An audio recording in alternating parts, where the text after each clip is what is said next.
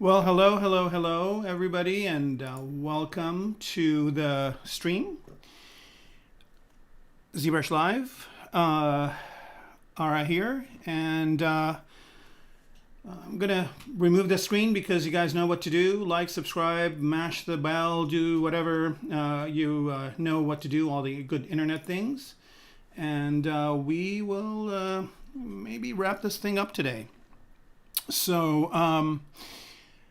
Let's see. We got quite a few of you on there. Welcome aboard. If anybody is able to hear me well, let me know. It looks like there are some people from on YouTube and on Twitch. So if you guys can hear me and see my screen okay, if you could just chime in, we can get going.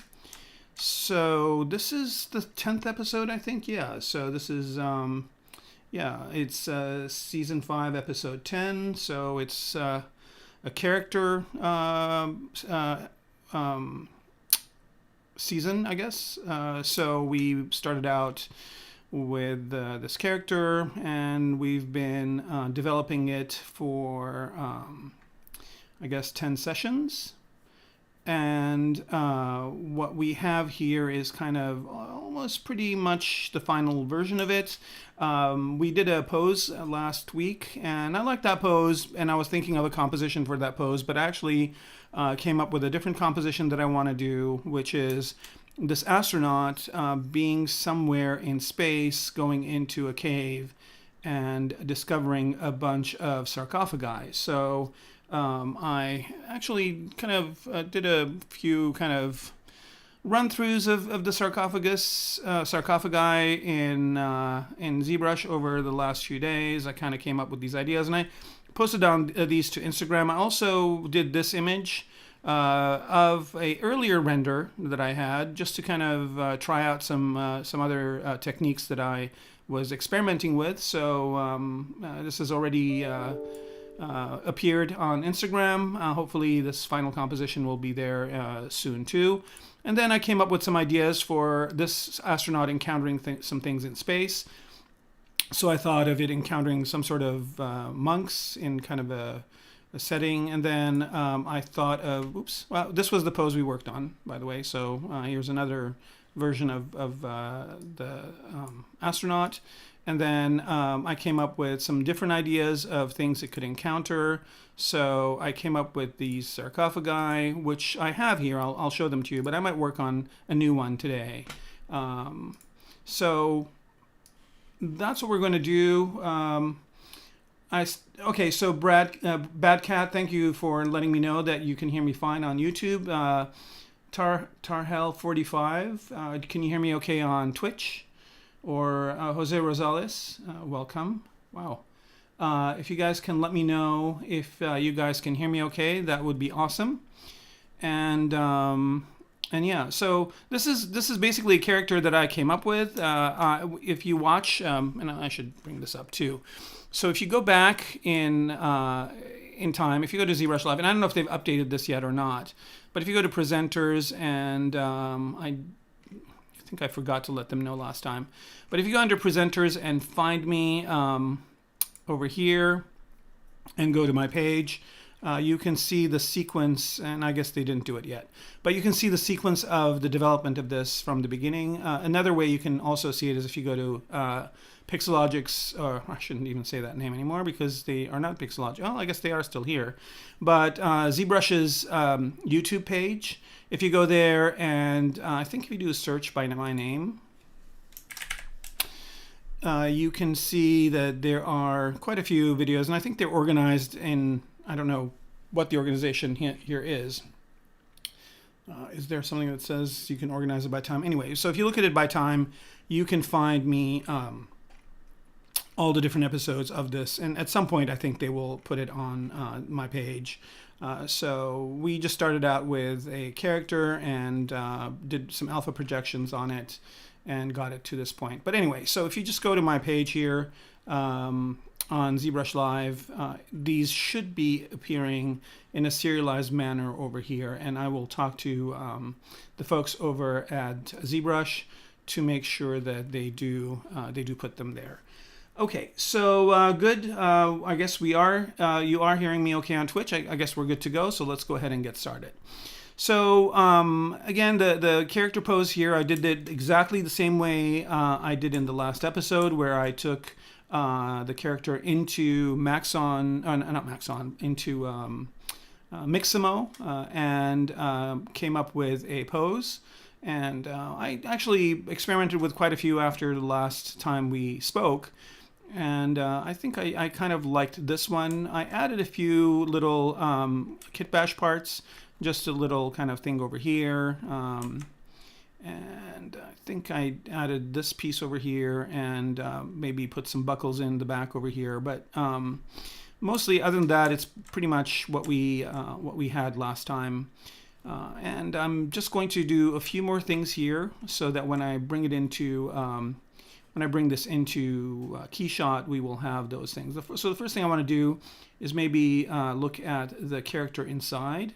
So this is going to be the character inside the body. And what I'm going to do here is just turn on their eyes and eyebrows and eyelids. Take this off solo. And what I want to do is maybe come up with some sort of a expression on her face. So, and this does have, by the way, this does have subdivision levels, so I can go up those subdivision levels. But right now I just want to go back down and make some adjustments. So you can see here with the posing, and let me turn symmetry off. You can see here with the posing that there are a few anomalies that happen, which is fine. I mean, easily fixable here. Like the chin looked like a little bit weird. And so let's kind of focus in on her head, because this is all that's going to appear in the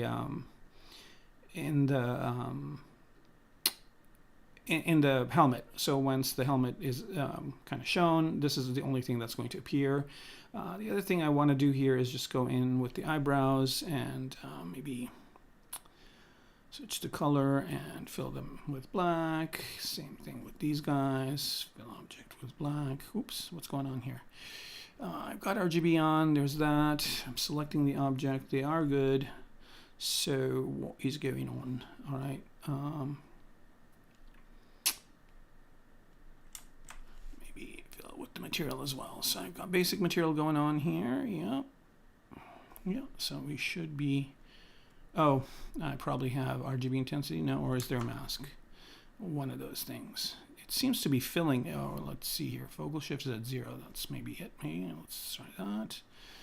All right. I don't know what is going on, but let's see if I can just manually do it. So it looks like it is. The paint is going on, but for some reason it is not going on fully. And I don't know why that is, but this is having the same effect of what I wanted to do. So if this problem comes up in something else, we'll troubleshoot it. But for now, let's just do that. And maybe pure black is too harsh. Let's just kind of go to a bit lighter color here. Of course, I'm not going to be able to fully see if I'm painting the whole thing. So I fill object works well. Let's see. I've got switch color. I don't have gradient on. Yeah, it should just fill it. All right. Well, I mean, I think I'm pretty good with what we want here. All right, so let's bring the body back. And let's start going in and creating a some sort of an expression here. So let's say, I should have done some reference looking up, but let me just do it real quick.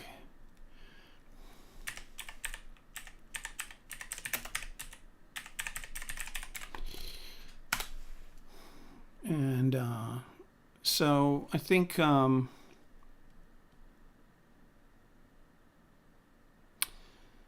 maybe let's see. Would help if I was on this subtool. Yes, something is up with. I don't know if it's my focal shift. The intensity is good.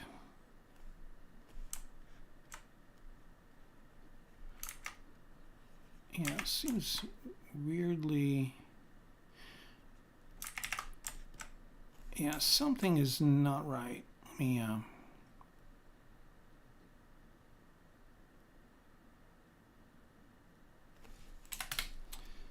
try this. All right, well, this is doing okay. So when I go to this, what's... yeah, all right. So I guess a good thing to do is let's do a quick save on this. And I'm going to restart ZBrush. I've been working on it all day today. So I might have inadvertently set something up where it's having an issue. By the way, I should mention that if you guys are not on it, you should go to version 2022.0.3. They just came out with an update. So if you go to ZBrush Central, while this is saving, I can just maybe talk about that for a minute. So yeah, so here it is, 2022.0.3. It's now available, and guess what? It was available for free. So hey, not bad right out of the gate that they are making a version, a new version or new update available for free. I think they'll charge for versions, but I think we'll get updates for free. But I don't know. I'm just speculating at this point. I don't know for sure. All right, so let me close out of here and get back in. There we go. All right, so while this is happening, if you guys have any questions or any observations or anything from previous weeks, now is a good time to mention it.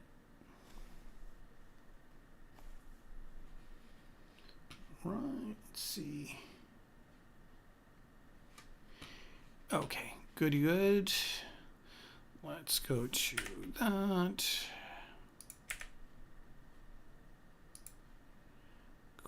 Load that in. No.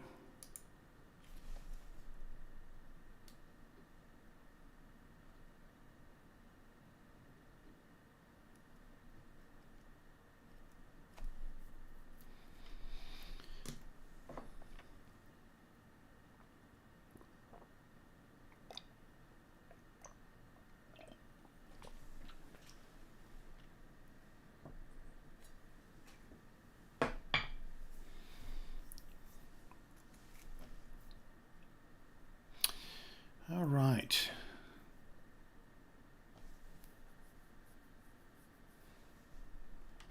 Here we go.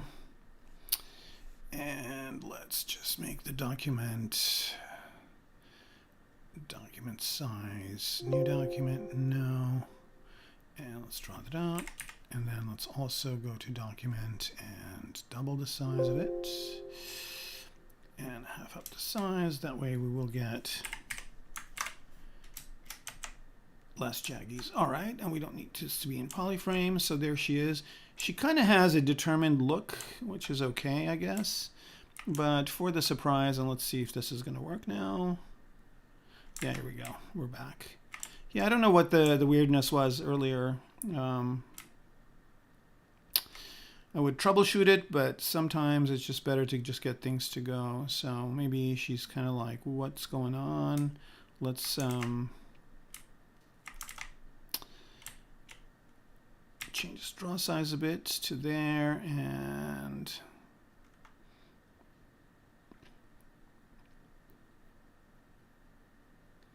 maybe raise, open up the eyes a little bit more, and let's go ahead and raise these eyebrows a bit. She's like, what is going on? And I think turn transparency off.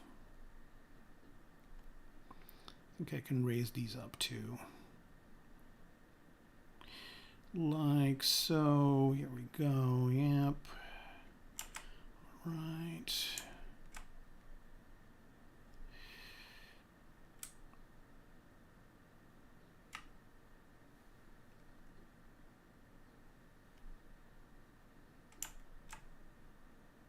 Let's go back to the body here.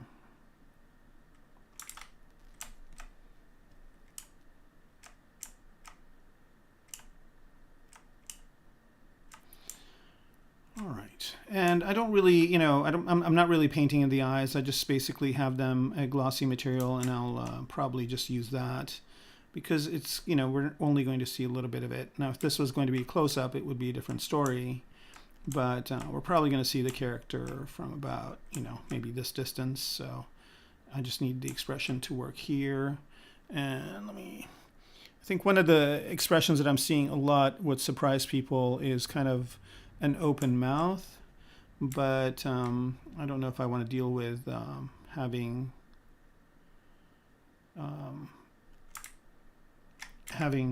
you know, to put teeth in there and mess with that. So I think this is good enough. Maybe she's kind of a clever person. It looks less kind of generic. It does look like she has some sort of expression. Let's lift up those cheekbones a bit. And let's go up in subdivision level, see how this is looking. So see, there's this little bit of kind of weirdness that probably happened with the opposing. So as I go up in subdivision levels, I'll fix it. Okay, that looks good.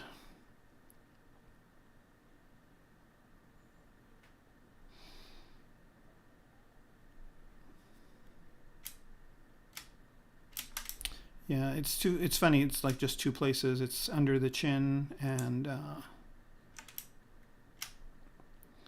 here on this this area. All right, that's looking good. Let's keep going up in subdivision levels. We're at 4, and I think at 4 it's kind of looking okay. One more.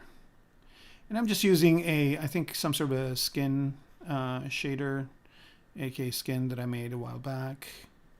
So that's fine. And Tarhel, you're asking me if I use a tablet or a mouse. I definitely use a tablet.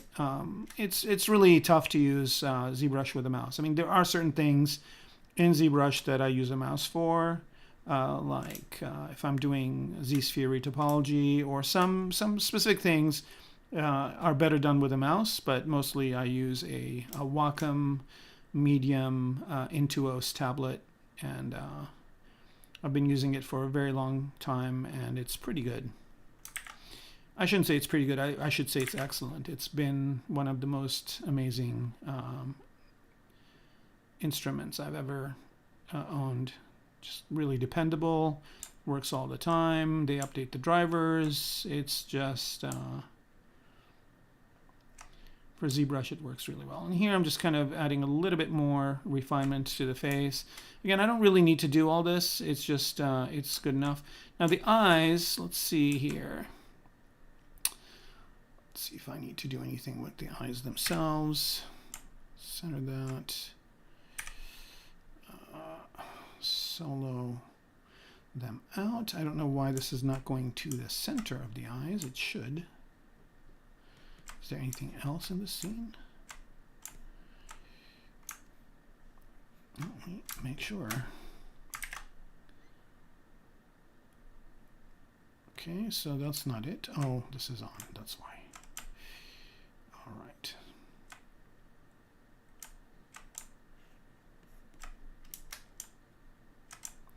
All right, so look, I'm just going to put this in the center of an eye here.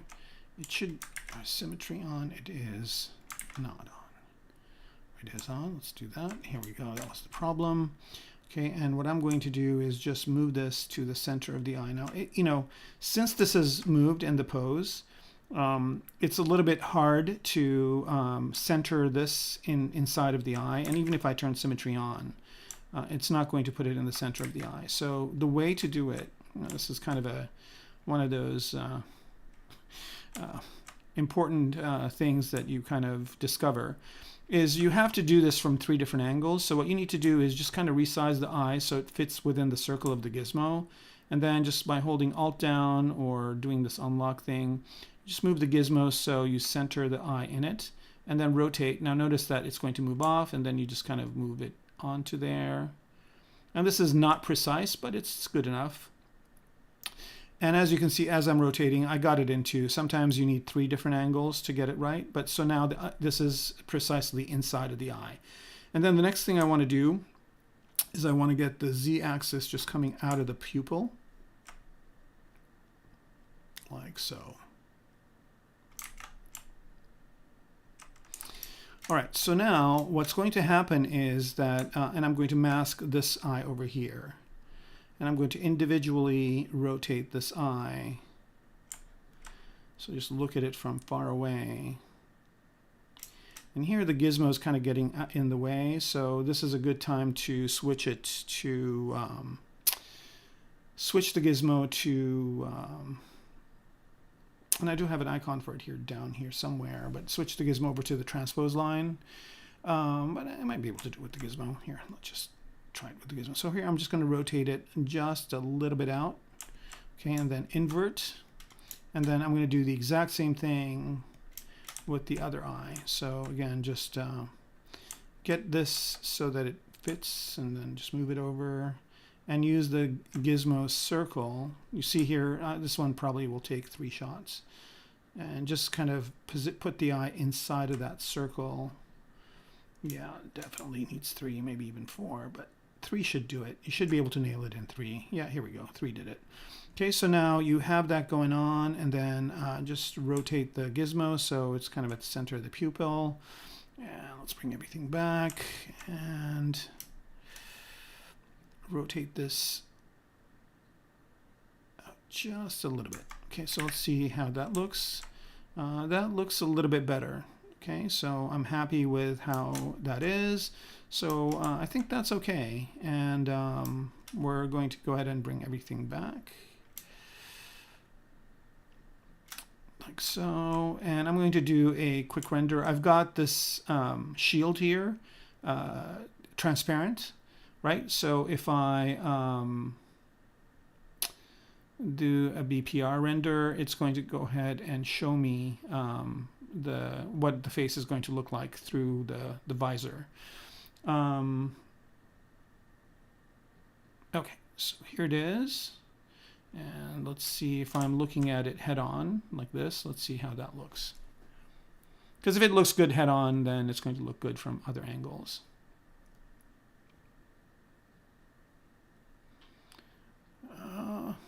I think the light's coming in from the top, so it's basically not showing her face. I'm just going to move the light down, do one more render, and see how that is.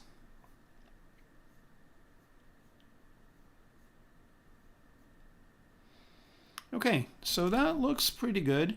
Now the other thing I want to do is I want to put some lights inside of the helmet. Right, so I'm going to turn transparency on here, and I'm going to put some lights.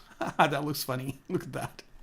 What I'm going to do is put in some lights inside of the helmet so that it lights up her face, right? And for that, I'm just going to, let's see, what would be a good way of doing this?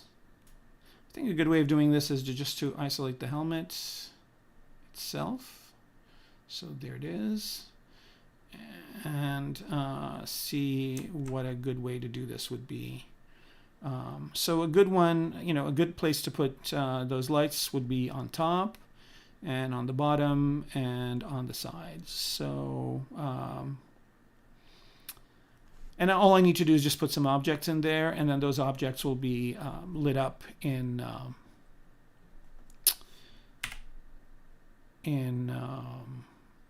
Keyshot. I can just assign lights to them. All right, so I'm just going to use Curve Tube. I'm going to try and do it this way. I'm going to duplicate this guy. Okay, that's fine. Oh, cancel. Duplicate, not delete. All right, and then I'm going to go ahead and bring the subdivisions down to 1, delete the higher subdivision levels. I can always freeze the subdivision levels too. Oh, it's got a layer. I guess I could delete all the layers on here, but I don't. Does it have a layer? It doesn't seem to. Oh, it has a different layer level. That's why. All right, no worries. Go to 5. There's that layer. I'm going to delete it, and then I'm going to bring it back down. Oh, I should have baked the layer. No worries. That's why we have a duplicate. So delete this guy. Okay, go back to that. Duplicate it. Go down to here, go down to, and I think the thing to note here is the difference of the layers. So since I've got a layer here, notice that as I move this back and forth, it will move the helmet from its initial state to the new, like here's, I guess at 0 is where it was. I can just type it in. And then at 1 is where it is now. So I'm just going to bake the layer. So where it is, bake all. And bake all. All right, so there it is. And now I can go in and go down in subdivision levels. I guess I'll just go to 2, it's fine. Delete lower, delete higher. So now I basically have something that I can drop IMM curve brushes onto. Okay, so here I'm just gonna go and isolate that front part, go in here and just say that I want a light to go in here like so. And that is way too big. And I don't need symmetry. Let's make a smaller brush and just draw a tube like this. Okay, and let's move it around. I don't know why it keeps crashing through. Maybe it will be easier not to do this way. So I thought this would be an easy way to do it, but I think I'm going to try some other way of doing it, which might be even better. Okay, let's delete this one. Go back to this initial helmet here. And instead of doing it this way, I'm going to do it a different way. I'm going to use my handy dandy Primitives IMM brush, and I'm going to insert, and this doesn't really have to be sophisticated. I'm going to see if there's anything better, but no, I think this one will work.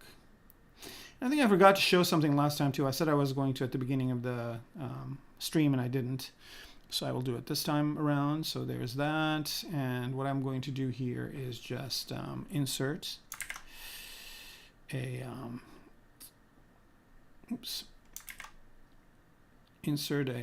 one of these asterisks like that. And I'm going to switch these colors so it's white. And I'm going to, instead of having what it is, I'm just going to choose one of these cylinders. So if you're in move mode, it just replaces what you've got. Put this in the center, and I'm going to also go back to basic material. I don't need these to be skin material. And I'm going to make this into a thin kind of tube like this. And let's bring the helmet back. And this guy, where is the helmet? F, there it is. And I don't know, oh, I'm on solo, there it is. And then I'm just going to make this smaller.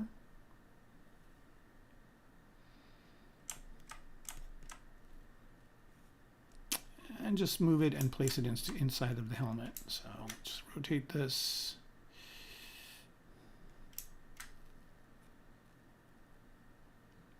And it doesn't have to be really big. It just has to kind of be a placeholder. We're probably not even going to see this thing. It's just going to be inside the helmet. And I'll try this thing out in a minute just to kind of test it out.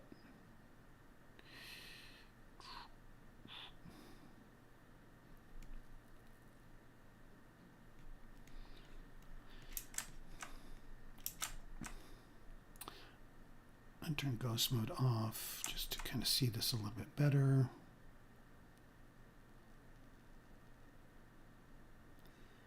And again, I don't really have to be too precise with this. It just has to kind of sit inside of the helmet and not intersected, because I don't want it to, have to try and resolve any lighting inside. So there's one. And I'm just going to look at it from here.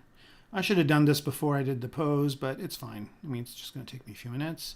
So there it is, and move it back to here. Okay, that's good. And then let's just make a copy of it and put this one on top.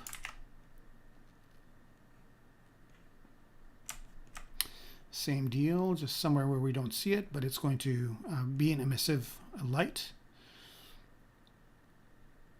In key shot, there that is.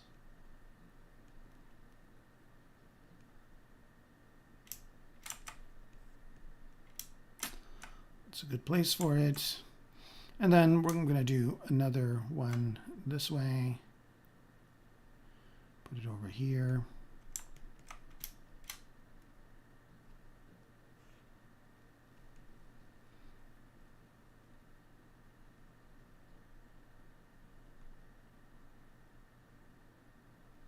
Again, I want to make sure it's not visible, but that it does cast a light.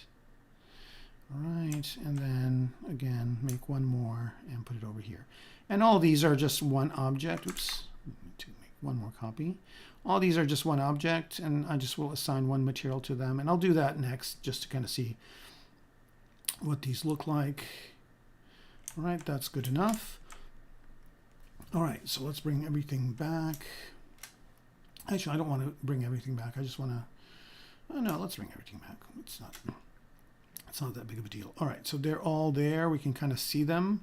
If I turn ghost mode on, you can kind of see where they are. And I think I want to move this one up a bit. Just want to make sure, like, it's not, no, I think it was fine where it was. Okay, so let's test this out. So I'm going to test this out.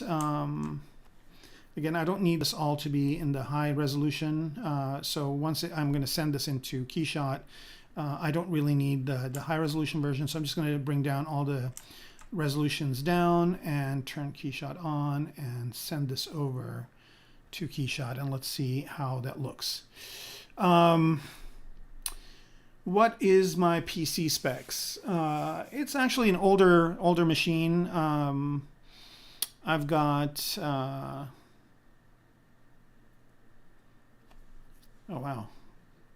Keyshot is all kind of wonky. Let's see if I can scale it down. Yeah, but it's not you know, it's an older machine. It's like 5 years old. It's not that sophisticated of a machine.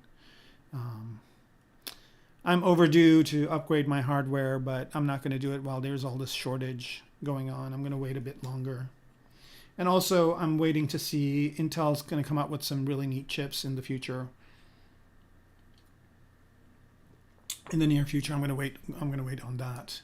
All right, so let me see here. Okay, so that resize. Okay, yeah, we're good. All right, one more thing I need to do here. I don't know why I have to do this every time, but it's just a thing that makes my tablet work right. Okay, and all right, so here's the character. And I don't really need to mess with too much here. I just need to figure out this helmet situation. It came in with some weird materials, but I don't really care about that. So let's go ahead and pick, go to plastic here.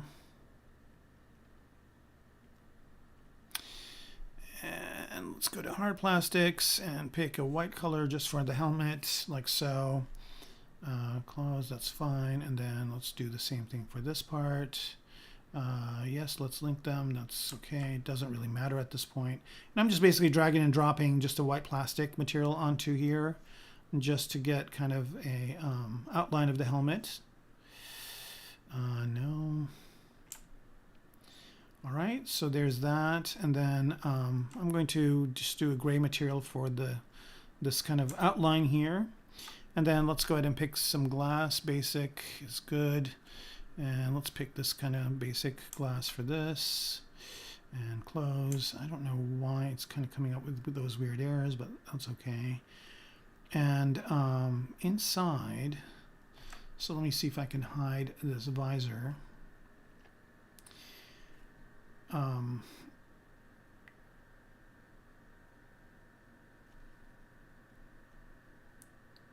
This is the visor.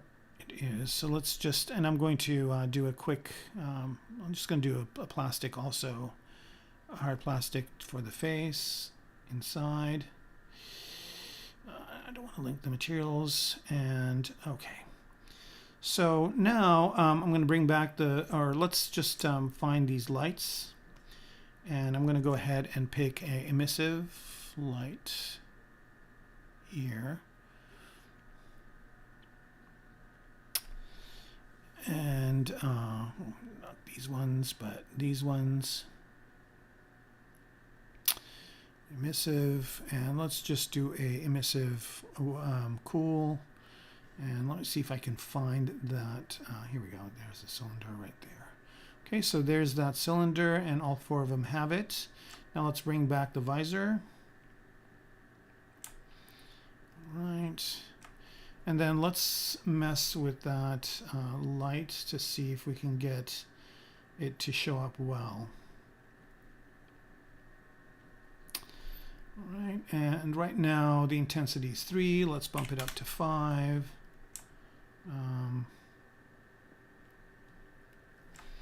Let's even go to 10.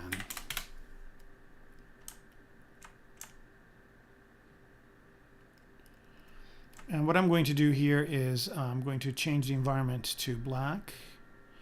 So let's go to interior environments, and I just want to find a pure black one.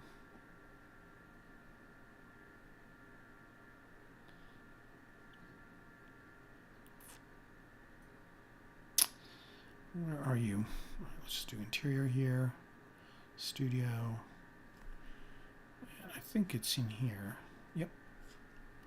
All right, so if there's no light at all, the inside is, okay, so it's still too weak. So let's go to 100. That's good. Let's even go to 200.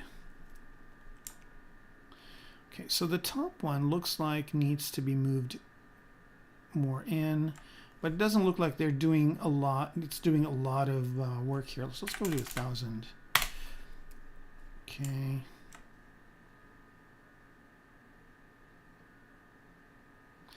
$1,000 looks like it's showing up. Let's go to 2,000.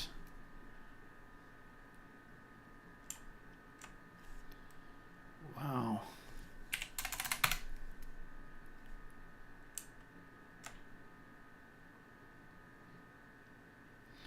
All right, so it's kind of starting to, I think, maybe half of this. All right, let's just wait a few minutes for it to resolve. So, I mean, there will be lights on the outside. I'm going to pick a different, let's pick this one right here.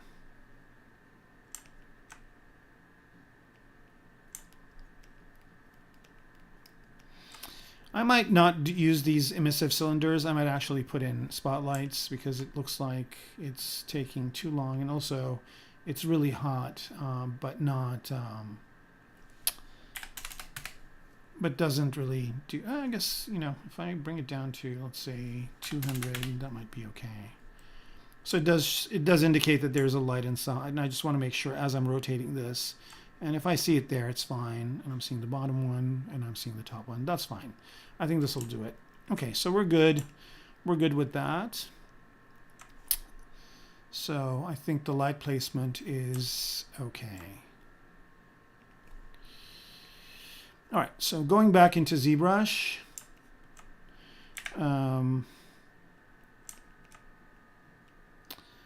We're going to go back to all high to bring everything back to the high resolution,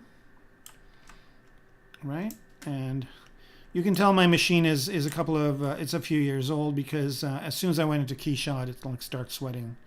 Another thing I want to do is these ones over here, when I did the pose, they kind of got a little oblong, and these are actually circular, so I can either replace them or I can just kind of do minor adjustments on them.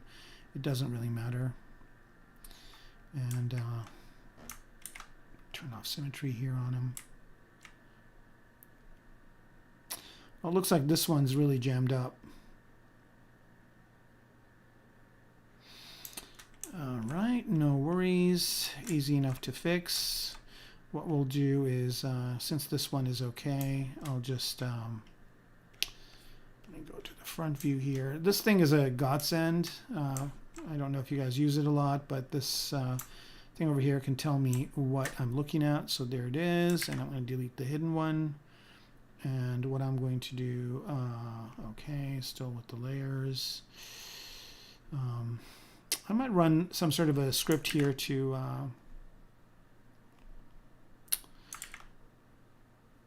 okay. I'm going to bake this layer in. All right, we're good. And then I'm just going to delete this one, delete hidden. let's move this to the center. All right, so here's another kind of interesting dilemma is, okay, so once again, this is posed, right? So how do we get the gizmo to where we want it to go? And the best way to do it is just bring up the wireframe, and if you alt-click, let's say on this point right here, just basically places the gizmo there. So right now I know that the gizmo is centered around this, and I'll just move it to the middle here, so this should be okay. And then what I'm going to do is just duplicate this guy. And then let's bring everything back up, go to transparent, and just rotate it around and pop it into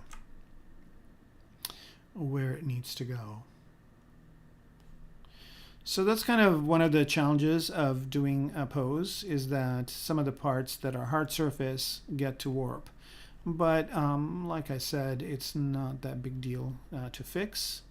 The other option, of course, is to make this more into a game kind of thing where you basically combine everything. But even in games, like if you see people moving, if they have hard surface parts on them, you see them kind of bending. They don't stay that way. And it looks like this one's kind of a little bit warped too, but these things are too small. I don't think it's gonna matter that much. All right, so just press this in a bit more, rotate it, and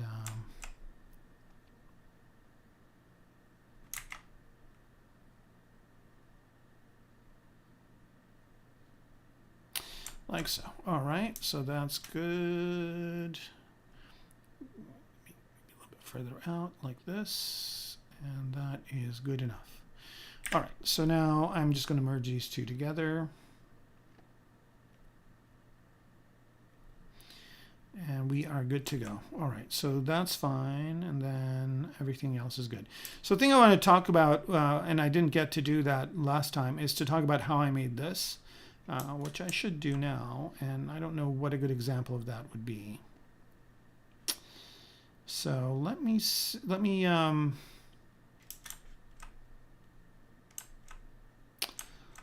do it in a different way. So the way I did it is I used my brush.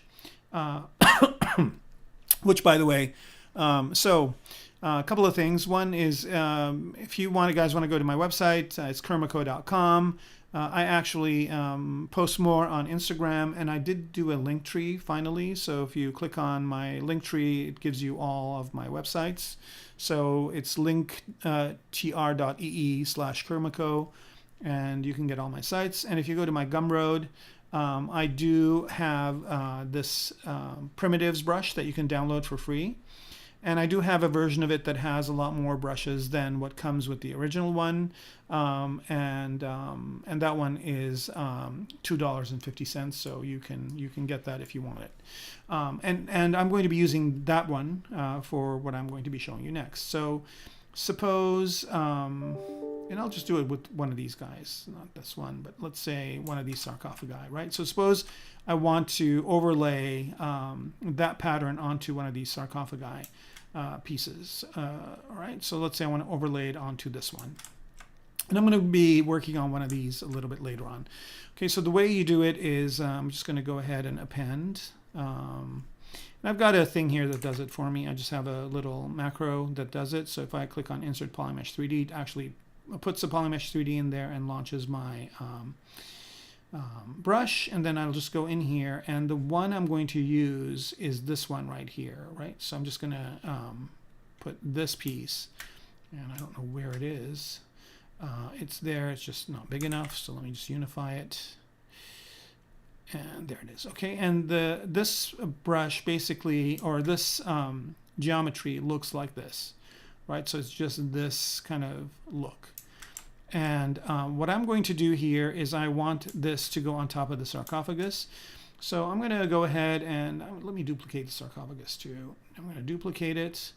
And let's say that, you know, in my story, what happens is she goes into this place, this cave that is kind of a burial ground for these aliens, and she maybe finds this sarcophagus, and then she's gonna maybe covered up with something, and then they're going to maybe take it in their spaceship, put it in a museum, or take it to scientists to study or whatever. So this piece is just kind of a uniquely designed piece. It's just it's just basically a something that's like this but rotated, right? So it's just a plane that had. You can make this very easily. It's just a plane, but you delete kind of the edges around it, and then you rotate it like this at a 45-degree angle. And then the next thing you do is just go to ZModeler and do an inset. And you want to do an inset of, so inset all polygons, right?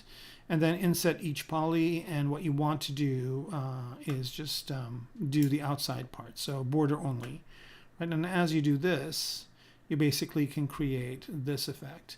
And this effect here basically creates, like, if you want to do a chain link fence or something like that, you can do that with this same exact technique. Now notice that the outside pieces here only have one border, but the inside has an inside and an outside. So if you want, you can delete those. In this case, I'm not going to do it. And the next thing I'm going to do is just, if you go to Dynamic Subdiv, then you get this, right? So now you've got this pattern. And then I'm just going to use Dynamics. I'm just going to go to Dynamics here, I'm just going to use my Dynamics Transpose, and I'm just going to move this down. I guess I should do one more thing here, which is make sure that I have a collision volume with the whatever showing, which is this sarcophagus. And then as I move this down, it's going to envelope that sarcophagus like so. Okay, so there it is. Right, so now I've got this on top of the sarcophagus. Maybe I can make this a little bit bigger before I drop it down. Maybe like that. And then drop it down to there. Okay, that's good. And now all I need to do is just go into Dynamic Subdiv and add some thickness to it.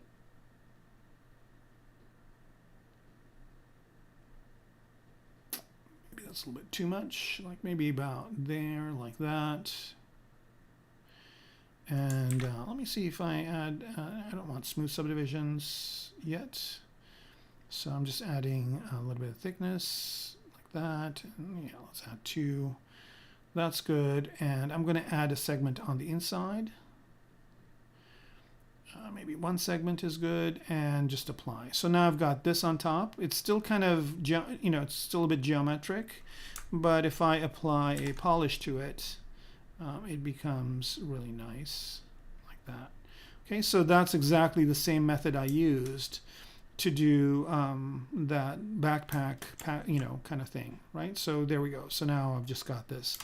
And if you want to, if you want this to be bigger, you can always kind of replicate that piece into a bigger thing, or you can make a plane and rotate it and do it that way as well. All right, so let's go back to our person here. So that's how I did this kind of mesh thing in the back, right? So this is basically something that holds her oxygen tank, or, the backpack that she's got over there. So I wanted to do that last time. I think I totally forgot. Okay, so all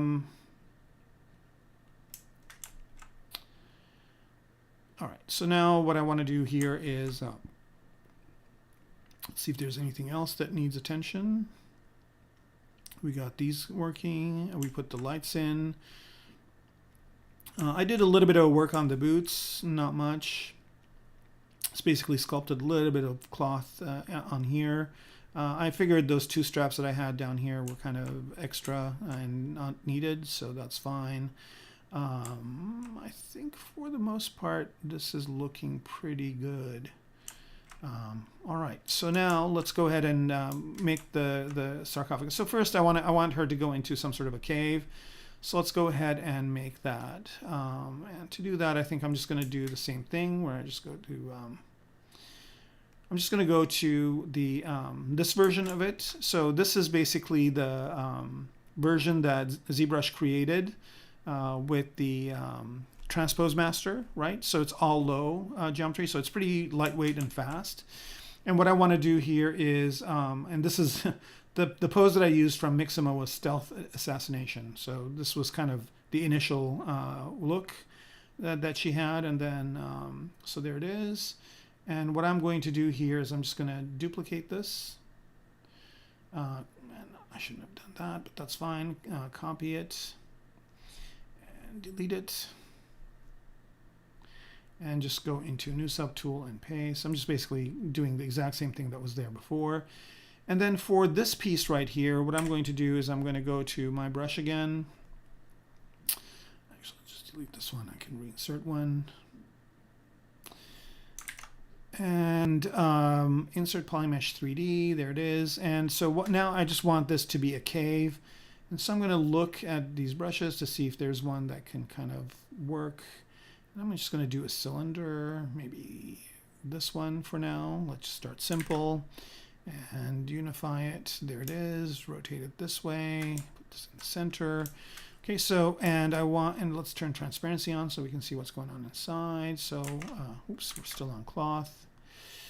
Let's go back to this one and let's change this to be something like this. So basically she's kind of walking into some sort of a cave, and I'm just making that kind of the outline of what that cave is. And I'll probably figure out the composition and everything else soon, but for now I'm just going to go ahead and create the cave. Also, I'm going to try and work on an angle that she's going to be viewing things at, so maybe not make the cave so high up. So it's maybe something like this. So she's in a spaceship, she goes to this planet, they're exploring, and then while they're exploring she stumbles onto this cave that has a bunch of sarcophagi from an alien race, and she doesn't know what's going on. So let me just kind of rotate this. That's good. And what I'm going to do here is I'm just going to actually rotate her so that she's at an angle that is locked into the front and back. Okay. And then for this cave, I don't really need certain walls, so I'm going to remove them. So I'm going to go to ZModeler, and I'm going to just go to delete, and I'm going to delete these back polygons. I don't need them. And also notice I can't see through here. I guess I can turn double on, but I'm going to do something else in a minute, which is invert this. So I'm just going to go back to double here and go to display and invert or flip. So now I see the inside part. So basically this is going to be more or less kind of the inside part of the cave. And then what I'm going to do is just divide this a few times like that. Actually, I'm going to turn off, I'm going to uncrease all the creases. Geometry, crease, because my subtools have creases in them, so I'm going to uncrease all. And then divide once. Okay, there it is. That's good. And did it not remember the flip? No, it remembered it. Okay. I'm going to turn double on just for kicks. I know it's correct. So this is kind of the look of it. And then let's go to this. Move tool, and let's move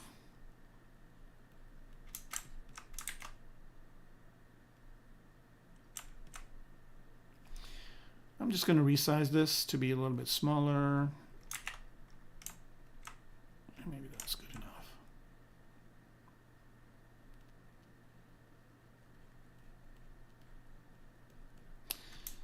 All right.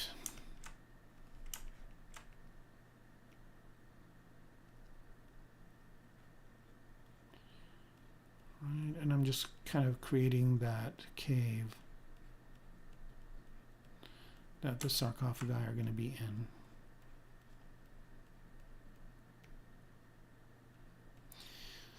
Guys are really quiet today. Anybody have any questions?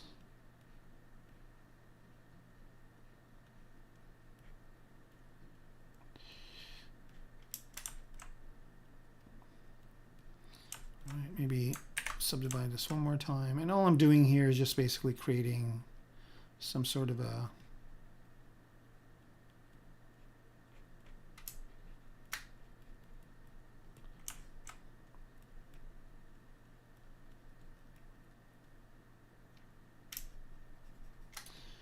some sort of an interior diorama of sorts.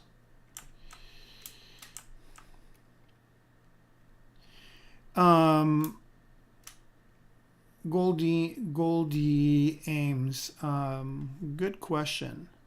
So yeah, there are many ways of doing something, and deciding which one to use. I guess it just depends on your workflow and how you work. Sometimes I use one way of doing it, sometimes another, but over time I think you just basically develop one way of doing it. Also, it all depends on time too. Like if you're pressed for time, you probably want to find the most efficient way to do it in your workflow. But I think it's good to know different ways of doing something, and again, you can determine what the best way is. What about spinal problems when working full-time in ZBrush? Okay. So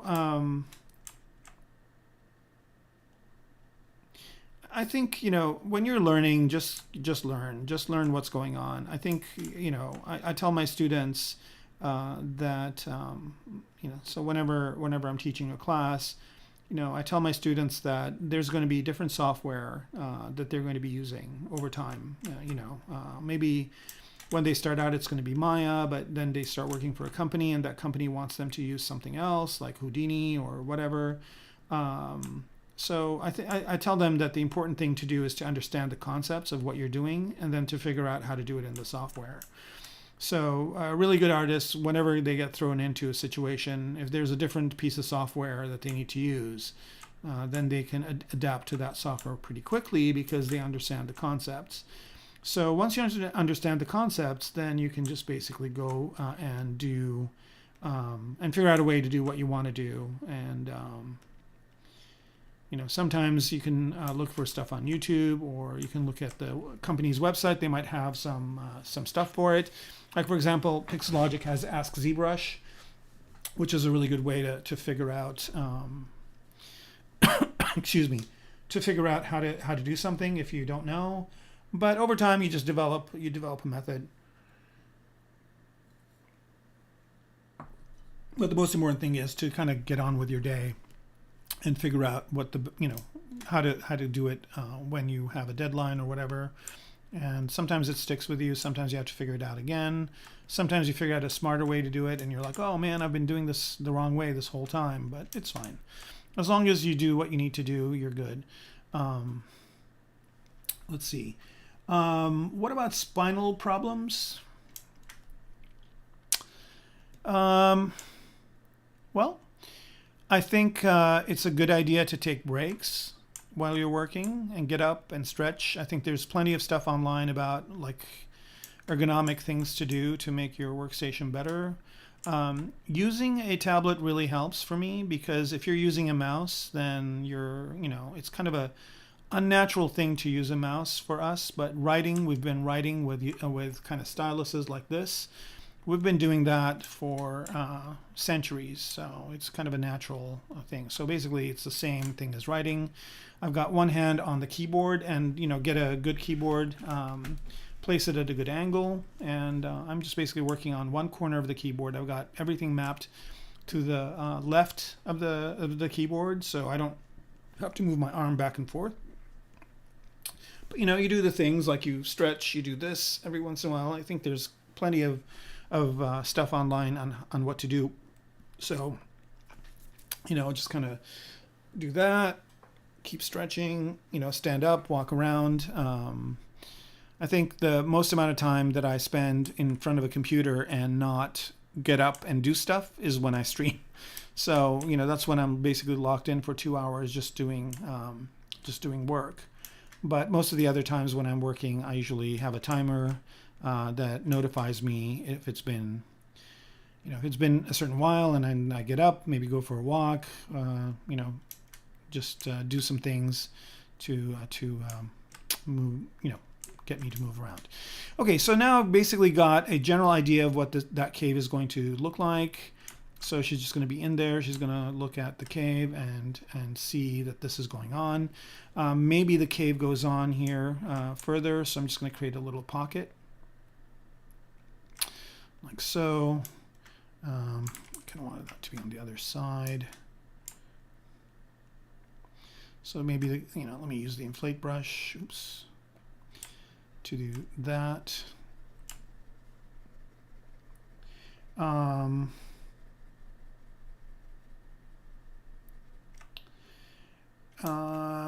right. If you're starting to sculpt in 3D, like I said, I mean, if you're starting, just create a project for yourself, and then it's going to be hard at the beginning. I can't lie, when I first started taking ZBrush classes and started working in ZBrush, I would look at all the amazing stuff that my teachers and people were doing, and it's kind of intimidating at first. But if you give it enough time, I think you can get to a point where I think it's time to subdivide one more time. I think you can get to a point where at some point you kind of start seeing that you're getting better, and then you just continue on until you feel good about yourself. But just to let you know, even really good artists still feel a little bit of intimidation but when they look at other people's work. And I was just watching this other stream the other day, and somebody that I really admire, and he was kind of complaining about the fact that he feels that he is still challenged with certain things.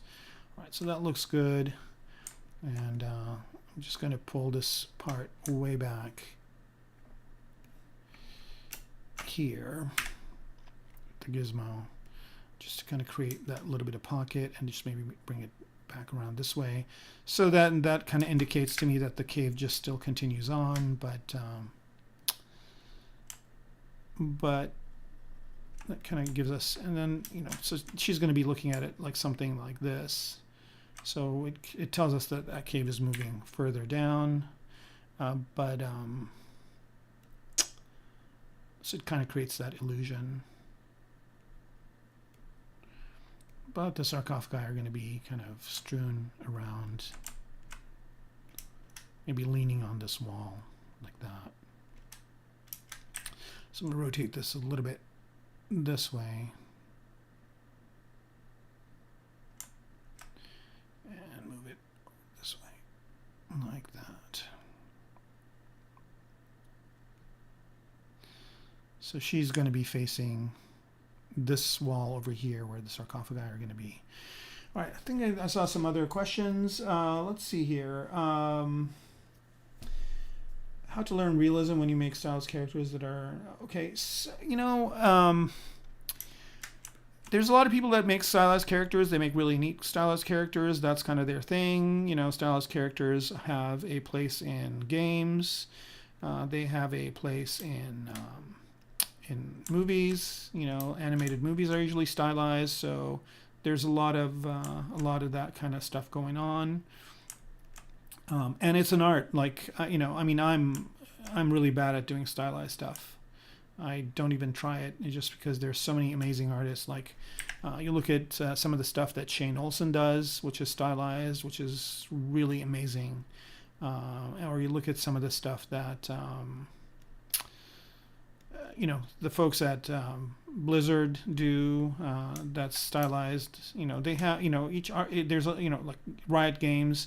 I don't know if you guys have had a chance to see Arcane, but some of the way that they've done the characters in Arcane, they're stylized and they're really beautiful. So they've really kind of created a new style that's pretty amazing. But if you don't like to do, if you're like me, and it's not that you don't like to, but it's not kind of your thing. To make things realistic, just look at reference, work from reference. Reference really makes a big difference. All right, so here I'm just basically, this takes a long time because you're basically doing that. And at this point I can just go ahead and ZBrush this. I don't really need to have that original geometry. Oh, maybe not that much. Okay, so I'm going to delete the lower subdivision levels on this guy, and then I'm going to ZBrush it at, let's try and see, keep it at the same. I want to still stay low. Yeah, here we go. So that's looking good. And I'm going to go ahead and move this even more this way.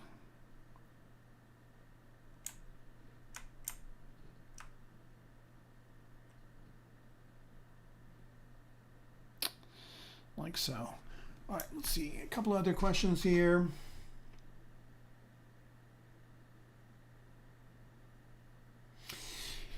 Yeah, so talking about size, you're right.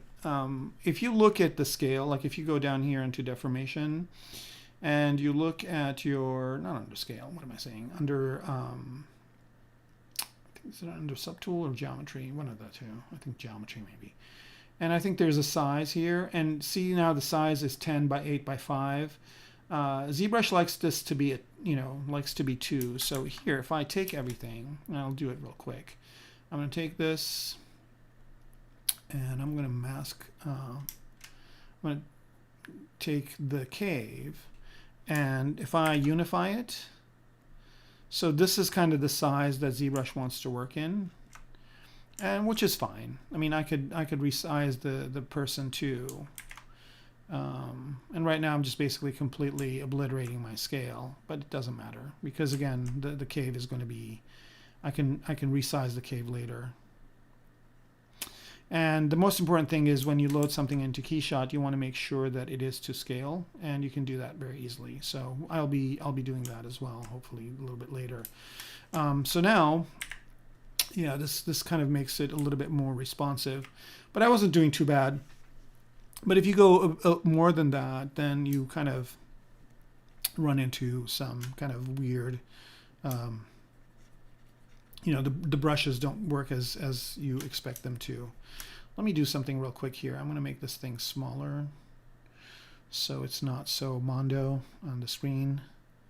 Take me 1 second. So this thing that I use is part of the Wacom tablet driver, and I have one of these 3D mice that basically, or 3D styli that has an extra button over here. So basically it's just the same as this one, but instead of having the eraser, which pretty much nobody uses, they've actually put that here as a button. And when I press that button, this menu comes up. So that's kind of what's going on. But what I'm trying to do is I'm trying to make it, I usually work in 4K, but right now I'm trying to get it to come up. So it is smaller. So I think about there is good. Yeah, so this is good. So I just want it to be smaller so it doesn't take up the huge screen every time it pops up. Okay, and let's go back to sculpting. So here I'm going to go ahead and rotate my cave a little bit to be more like this and more like that. So she's still...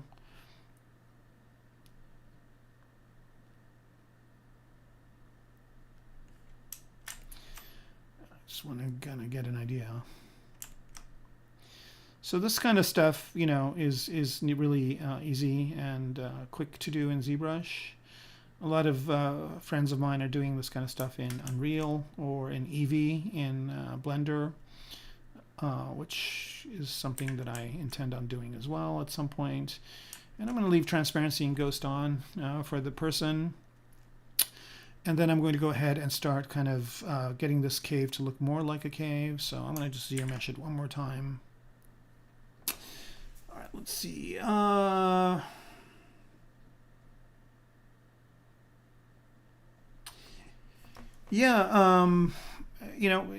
one of these things where I see what you're saying about relearning stuff in ZBrush. I figure sometimes I forget about things as well, but every software that has so many features usually has stuff that you need to kind of refresh yourself on. I think there's only one person on the planet that knows everything about ZBrush, and that's Paul.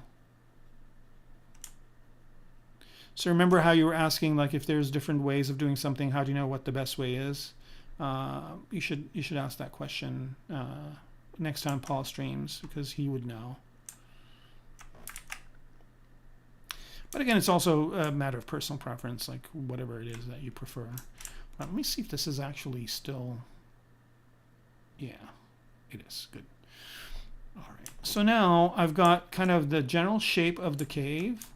I'm trying to figure out the angle of the camera. So let's say the angle of the camera is something like this, and maybe I'll have another one like that. Again, since I have this, you know, since I have these kind of as characters, I can basically, as a diorama, arrange these things differently every time. So now let's go ahead and divide this one more time, and I'm going to use XMD toolbox right here, which is going to take up this whole screen. Whoa! Let me, oops, that's not what I wanted to do. Let me resize this thing so it fits the screen. It's still too big. All right. So basically in XMD, I'm just going to look for brushes and look for rock face. And let me just see if XMD has them. Or let's just look for XMD. How about that? Oops.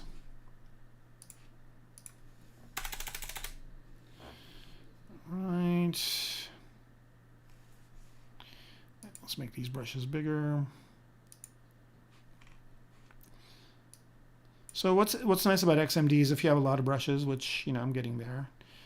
It's good, like if I need some, like this one. It says dragon set. I don't know. All right, I'm just going to use this one and just start drawing out. Now I'm getting more of this kind of shape for the cave. So I'm basically starting to work on the secondary shapes in the cave.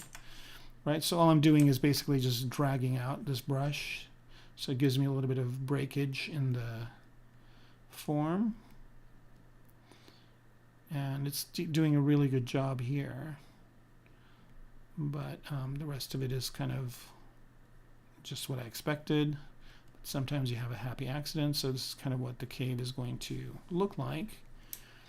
And I'm just going to pretend that this cave is just like some sort of an interesting kind of tomb that the race that abandoned these sarcophagi just put them in here. Maybe they were astronauts from another area, or maybe they were creatures or whatnot. So yeah, so let's do the same thing over here. It perpetuates inside.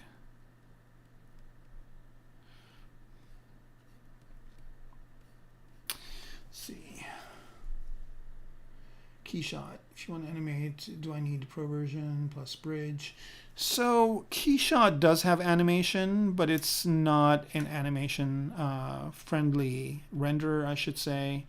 Like you know, I don't know if it does Alembic animation. It's good for doing turnarounds. It's good for doing kind of minor animation tasks, but it's definitely not like Maya.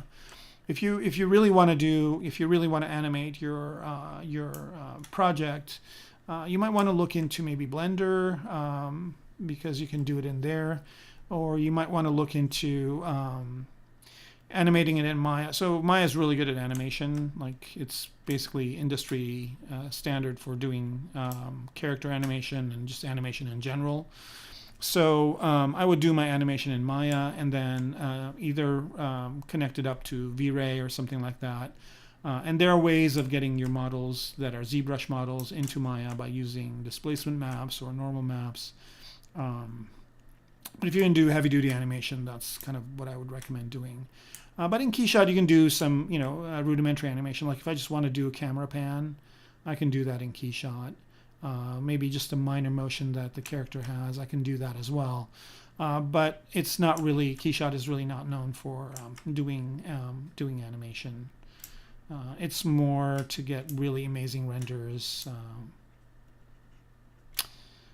That's why it's called Keyshot. It's the shot. And it's good for doing product stuff, like if you have like an object that's opening up and you want to see the inside, it does that kind of stuff really well. But it's getting there. I'm going to use one of the features in it a little bit later. Okay.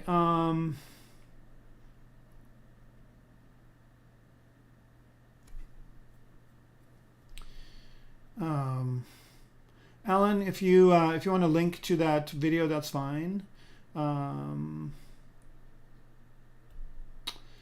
Yeah, the wheel, the wheel is definitely useful. I think the way I would have done it if I didn't have that wheel is to make a menu like I have over here, but just make a very small menu and assign a hotkey to it. But somebody showed how to do this before, and I thought I'd try it out, and actually it works out pretty well. Okay, and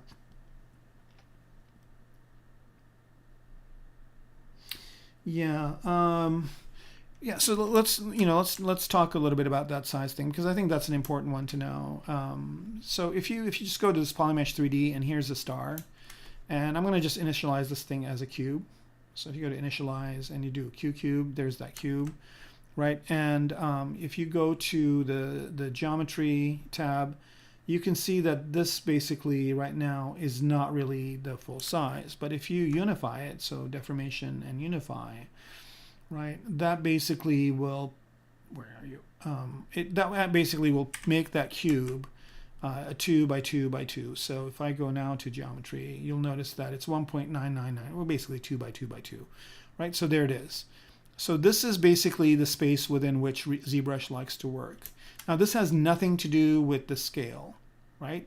Now if I want to actually determine the scale of this cube, right? If I want to know how big this cube is in real life, then I have to set the scale for it. And the way I do that is I just use the Scale Master plugin, which I think comes with ZBrush now. So where are you? Scale Master, right? And then basically you click on Set Scene Scale. And right now it basically is giving you these options. So it says right now, if you click on this one right here, then it will be 2 by 2 by 2 millimeters, right? But let's say you don't want this to be millimeters. You want this to be 10 feet. So let's say that you want this cube to be 10-foot cube, right? So then what you could do is you can say, okay, the closest thing to 10 feet is this one right here, 2 by 2 by 2. So if I click here, then it basically will set my scale to feet, and it will tell me that this is a 2 by 2 by 2 cube. And now if I want this to be bigger, I'll go in here and put in 10 feet, right, for X.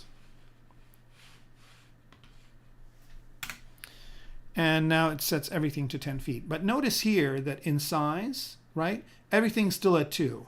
So this is still going to work in ZBrush's kind of preferred area to work in. But if I export this out into Keyshot or save it out as FBX or STL or whatever, then it's going to be 10 feet by 10 feet by 10 feet. So hopefully this kind of answers, excuse me, that question for you guys about scale. A styrofoam cooler texture. Oh, so Damon, good question. And the best answer I have for you for that is, I think Pablo Munoz Gomez. So let me see if I can find Pablo's thing. So Pablo, ZBrush, see if I can find that video. He had a really cool way of doing it, and let me see if I can find this. ZBrush, styrofoam, or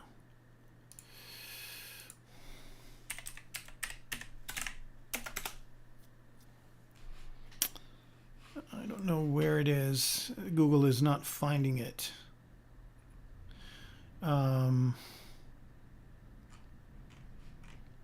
See if I can find it in images. And if that, oh yeah, here we go. Yeah, there's a ZBrush Central post about it. So let me just bring that up.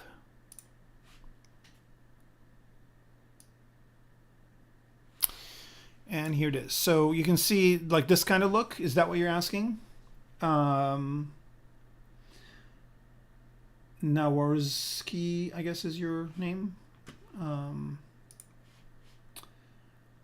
I don't know if that's what you were asking. So if this is what you want to do, I'll put the link in here.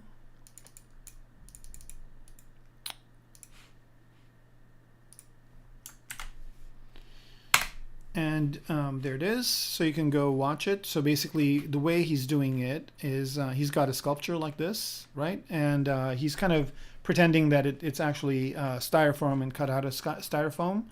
And then he just shows it. And I think there is a, yeah, so he's basically showing that this is kind of a type of sculpture that happens. So basically he makes this little cube, then he makes a bunch of them, and then does that, makes it into a nanomesh, and then he just basically applies the nanomesh onto the surface, and then he uses brushes like planar cut, etc., to cut into it. So I think this is pretty self-explanatory. I don't know if he's got a video as well, but he does stream on ZBrush Live. So if you go to the schedule here,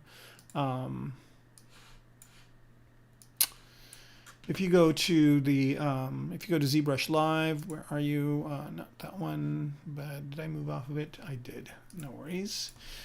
ZBrush Live. And if you just go to the ZBrush Live homepage, which for some reason is taking a week to load. Come on, here we go. And you go to presenters, and I mean, I guess I don't know if it'll show when his next one is if you go to presenters, but if you go to the calendar, you can see that he probably is going to be on soon. Let's see if he's already on yet or not. Yeah, here he is. So Monday, February 14th he's going to be on. I think he streams once a month. So make sure you tune in onto his stream, and you can ask him, and he probably will demo it for you. So hopefully that helps. All right. So I guess the scale thing, everybody's good on that. We can move on. It's kind of a confusing one, and I think people struggle with it, but after a while, you know, what I just showed you is kind of how to do it.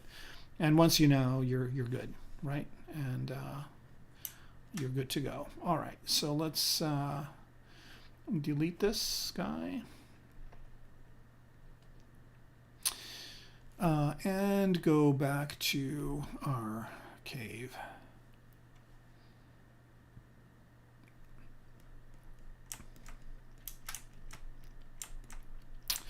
All right, so now I've got, I think there's a part of this cave that I don't need, so I'm just going to get rid of that part. So I'm just going to drop down the subdivision levels here. I guess I'm at one already.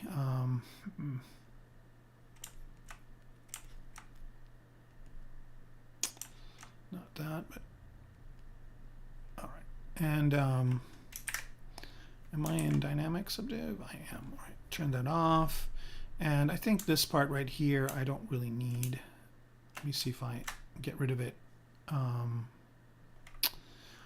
Yeah, we'll let it autosave. Yeah, but the styrofoam thing is pretty neat. Like I remember seeing that when he did it, and I'm like, wow, you know, that's pretty cool way of doing that. And you can probably use that same technique for doing other stuff too. All right. It's always good to wait a couple of minutes for the auto or the quick save. So if anything happens, we can get back to where we were.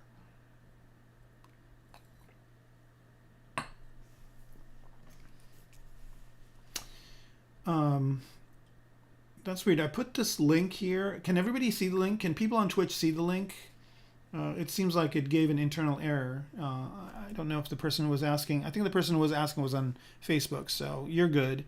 But for some reason, the link didn't go through to Twitch. If anybody on Twitch wants me to put the link in there, I can probably do it again. All right, so let's see. No, I did need to see that part. Okay, we'll just leave it in there. It's not that big of a deal. All right, so let's go back in subdivision levels here to 2. Let's go one more time to 3 and still continue to do that. pick this one for now and start creating more kind of shapes in the cave. I'm going to turn polyframe off at this point. I don't really need it. Right, so now I'm kind of getting more of a cave-like shape. I don't know if I'm going to be looking up. I might totally get rid of this part later, but I just wanted a little bit of just want to break up that kind of clean geometry to have some sort of a shape. Okay, that's looking good.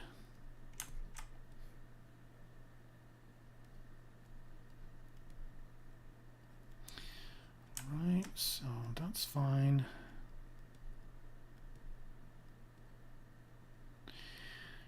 I know it's 8:30 and I'm probably gonna go a little bit longer today, just because I was just planning on doing it anyway. Might as well just do it live. So if you guys don't mind, I know some of you are up really late or up really early, and I appreciate it that you tune in live. But I might go a little bit further today. It's kind of what I want to do tonight. I don't have any other big plans after 9. All right, so now I've got kind of secondary level of detail, and let's kind of move the light around a bit, see how that's looking. Yeah, that's good. So one more subdivision level, and let's start refining it some more. So now you can see that the details are starting to show up a little bit more. I'm using that same brush, just with the drag rectangle.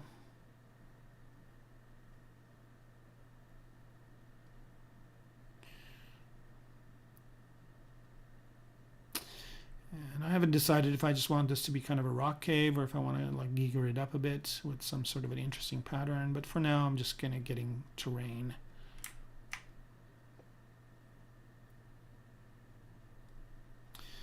Let's go up one more subdivision level. So now details are going to start showing up. So now I don't want to, I want to make sure that whatever I put on here now is going to show up. So actually I'm going to use some of Pablo's, speaking of Pablo, I'm going to use some of his brushes here. He's got a nice Giger and Beksinski brush pack. Where are you? Brushes. I think I can drop this down to 2. And where are you? I think it's under...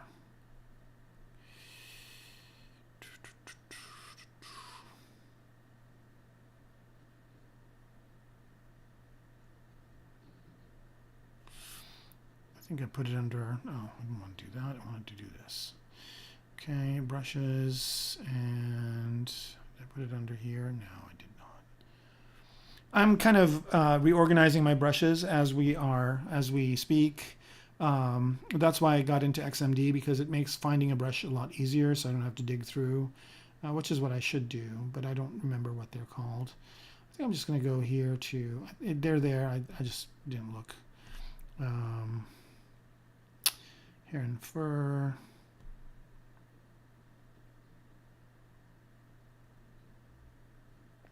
Here we go. All right, so there's some amazing brushes in here that are really, really good for doing exactly what I want to do now. So this kind of stuff.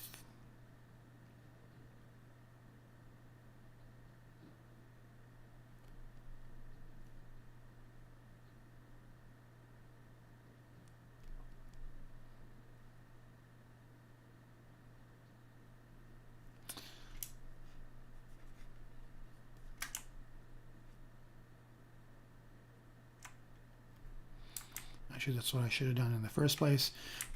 Some of these brushes work really well if you invert them as well, like with Alt, and maybe not so much the intensity.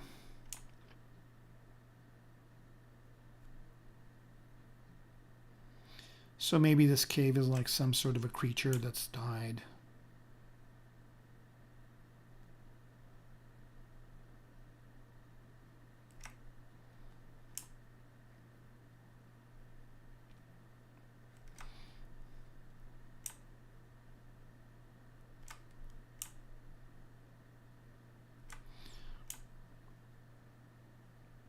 So you can see that, you know, I'm using the secondary shapes that I dropped in before, but I'm augmenting them with this tertiary or shape. It's still not fully tertiary. It's still not really kind of as crispy and crunchy as I'd like it to be, but we'll get there.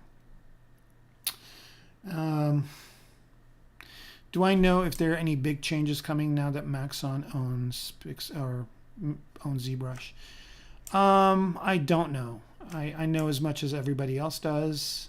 I'm curious. I'm optimistic as well. I think one of the big questions people had was that, you know, were they going to have to pay for upgrades? And I think we will have to pay for upgrades at some point. I'm surprised we didn't have to all this time. It's actually, we should be very thankful that we didn't. But I think we probably will have to pay for upgrades. It's not going subscription only, which is always a good thing. So I think that's the biggest concern people have. So I'll just address those two things from my perspective first. So if I don't, you know, and if I have to pay for upgrades, that's fine. I think ZBrush has been one of the companies that has always given us good things in every time they upgrade. So if they give us stuff that's useful, I don't mind paying more for it. And if they don't, I can stick with the version I have. But I doubt that that's going to be the case. I think there's going to be good things coming. I mean, it's the same people, so you know, I'll start to worry if they start some of the key people leave. But I think everybody's still there that I know. And also, even when it was Pixelogic, you know, when Joseph Druss left, I was kind of a little bit sad. There've been a lot of people that have been good people that have left, but you know, they seem to be hiring good people to replace them. So I don't know. I guess that's a long-winded answer to, you know, to not say I don't know completely. But I'm optimistic, like I said. I'm really hoping some good stuff comes out of it. All right, so I'm totally giggering out now on this.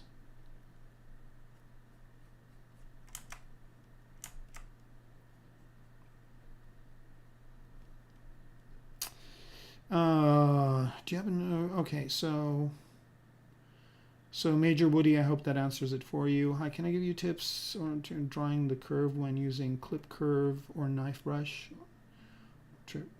Curve.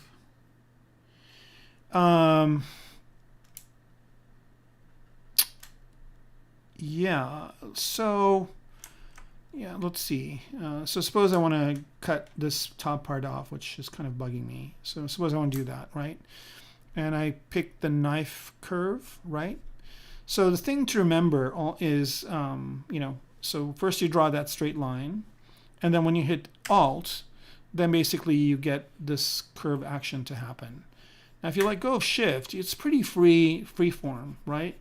I mean, you can't, you know, you don't have control points like you do in Illustrator or some other programs, but it's pretty free form. So you kind of figure out your curve. You can figure it out on the object itself, or you can hold spacebar and figure it out somewhere else. So let's say what I want is to cut a curve through here. So you kind of move your cursor to where you want, and then you hit Alt again, and then you curve out that way. And then you can move the whole thing over and let go, and that will do the cut for you. Now here, I don't think it actually did the cut. Did it? No. Oh, because I've got different subdivision levels. Yeah. So I'll just do, instead of doing a curve, I'll do a clip curve. Right. So same kind of thing. So you hit, you press Control Alt. This starts out. Let go of Shift. Move it to where you want. Hit Alt again. Move it to where you want. Hit Alt again, and then you can move the whole thing over to where you want and let go, and then that will do the kind of the curve action for you.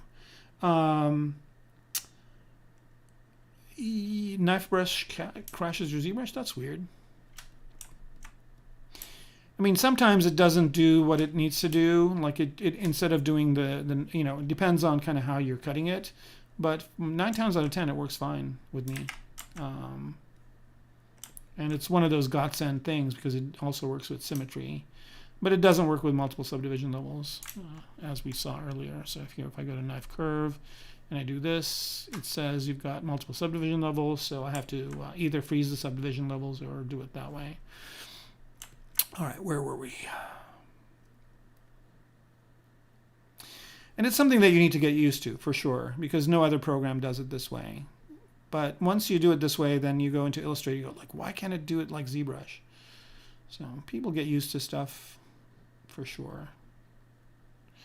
All right, so this is becoming more Giger-like every minute, which is fine. I just got a Giger book. It's actually an awesome, awesome, awesome purchase because it's got all of his work in it, and man, stuff is beautiful.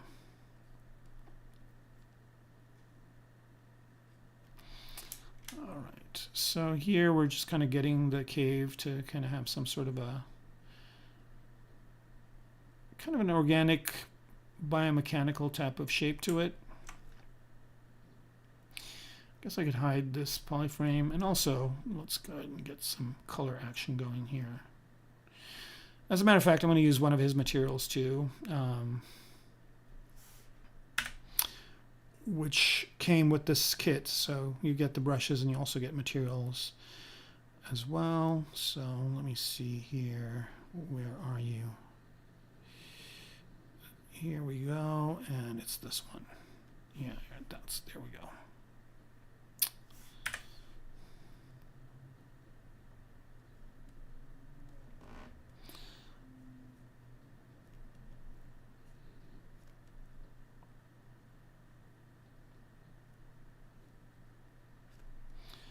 Right, so this cave is looking pretty good so far. I don't know if it's going to need a lot more work. I think we're pretty good where we are.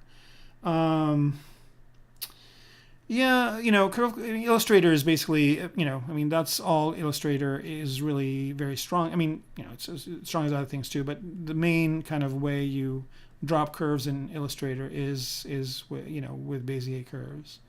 But no such luck in here.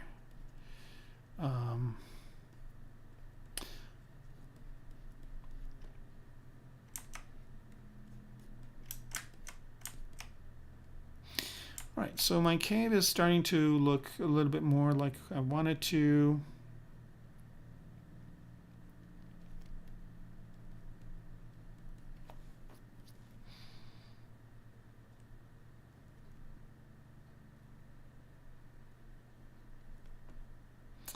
If I do depth of field, this is going to look pretty rad. Okay, and let's see if there's another brush that I can. I think. Oops. Oh, switch color. Let's see if there's another brush that can help with what I'm doing here. Brush. Oh, we got to go back to them. That's fine.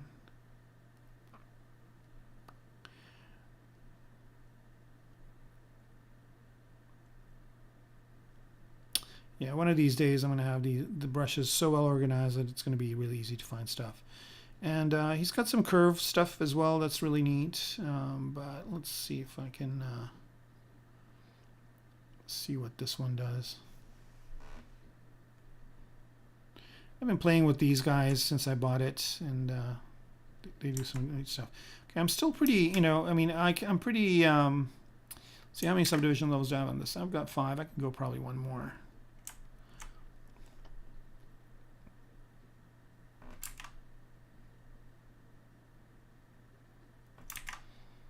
I think this one is kind of more, there we go. Just kind of break it up a bit.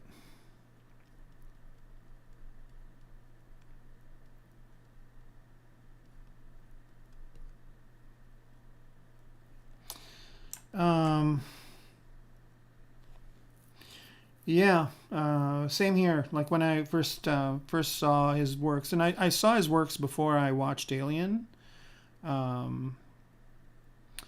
And I always thought, wow, you know, amazing stuff. And then when, you know, when it got into the movie, it really,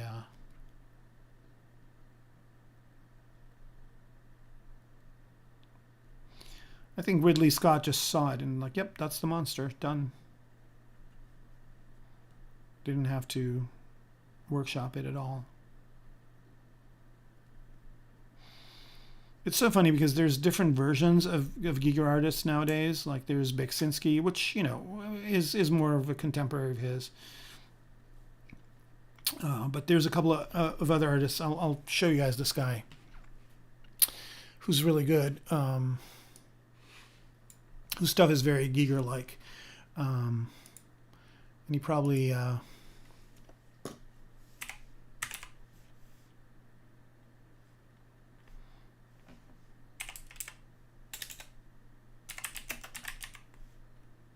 Here he is. Benjamin Connellan. If you look at his stuff, it's very Giger inspired. He's also done a xenomorph. So, you know, he's kind of the guy whose work I've been looking at a lot lately. But you can see here, it's very much, you know, like it's very much the same kind of style that Giger did. Also ZBrush user. So yeah. All right, so this cave is coming along nicely. I think we're good. I don't think I want to do too much more work. It's just going to be the background. And then maybe I'll have a light or something shining in through here. And then let's start working on the sarcophagi. So the sarcophagi, oops, this is an alien that I had inside of the thing. But let's say the sarcophagi that I worked on, or the sarcophagus that I worked on, which is over here. Let's go ahead and change out this material back to basic. And the way I did this, right, is pretty simple. So I started out with a muscle brush by Vitaly Bulgarov. So let me get to that. Brushes. And it's just this muscle brush right here, which is an insert mesh brush. And let me go to this one. And let's work on this one from the top. Okay, so here, notice that he's got all these different brushes, or I'm sorry, different IMM pieces. And I was going through these, and I was thinking like one of these could very easily like be used as a tomb. Maybe this one would be a good one. Like this could be a kind of a neat little sarcophagus. But I can go to a different one here. I like this one a lot. And I can get a lot out of this one. But since I've already worked with that one, I'll do a new one, just kind of to switch things out. This one is good too. And so yeah, a good way to go around this is just use the right and left arrows. And you can cycle through the different ones until you find one that you think is okay.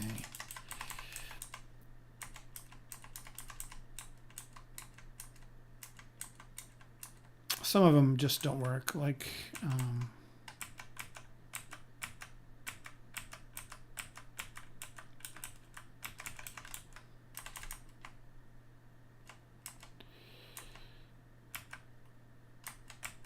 let's use, let's go over this one. Where was it?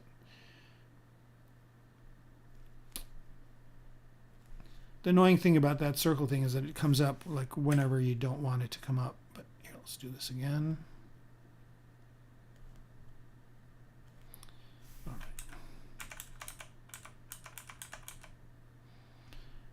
Yeah, let's use this one. Why not? Okay, so the first thing is that it's curved, right? So I want to change that curve. So for that, I'm going to use the bend arc and just straighten it out like that. That's good. And then I want this to be fatter. This maybe, that's good. And maybe I want it to be this way. That's good too. And now I just want to accept this and then add a deformer. Soft. Let's add some more divisions to this. Like that. And I want the bottom to be like that, but I want this part to go up and out.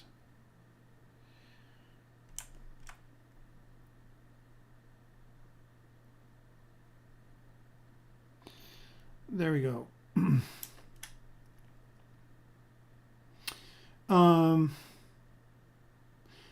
Oh, you mean the Giger brushes? Yeah, they're. I mean, I buy a lot of brushes. There's a ton of them. You know, there's a lot of ZBrush brushes out there. There's a lot free. Like if you get the XMD toolbox, you get a lot of free brushes with that. So if you go to XMD toolbox. Right, if you go to these guys, there's a free version you can get, or you can get you can buy it or whatever. But these guys have a lot of free brushes as well, and they have some amazing stuff. But the one that I was talking about is one made by Pablo.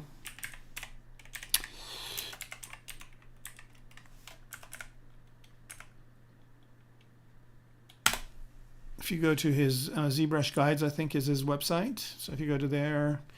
And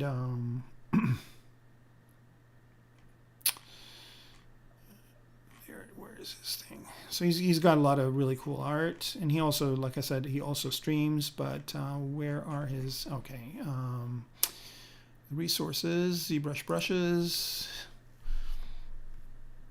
And he's got a bunch that you can download for free. And the one I was talking about is this one right here. Giger and Beksinski inspired pack. And it's this brush pack. It's got a bunch of brushes, it's got materials, it's got a lot of really cool stuff. Here's a piece by Dominic Queck, who's also a really amazing artist. He's done this using these brushes.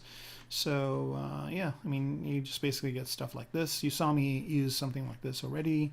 It's got all these tubes and stuff. So yeah, it's a pretty neat brush kit, and it's $15. So it's priced really well also.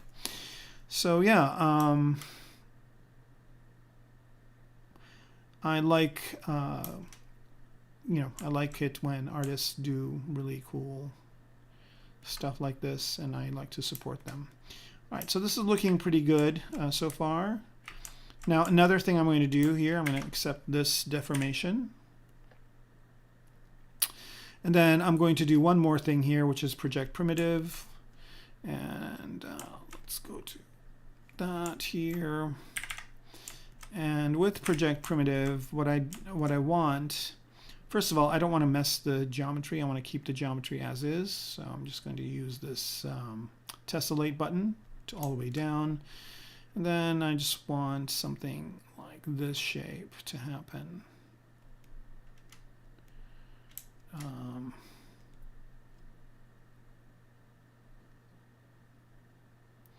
So here I'm just using that kind of project primitive to give more of a bulge to this, like so.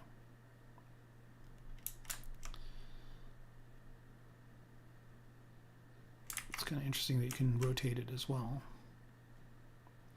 And in the back, I don't want it, I want it to be more kind of straightforward. But in the front, I want it to be a bit circular, maybe not go out as much, maybe a little bit higher. And I think that's looking okay. Now I want this to be a little bit more angular, so I'm going to change, where is it? The primitive type is fine, but I think I'm going to see if I can get this variation to be a little bit more angular, like that. Maybe not that much. Okay. And then I'm going to turn on symmetry.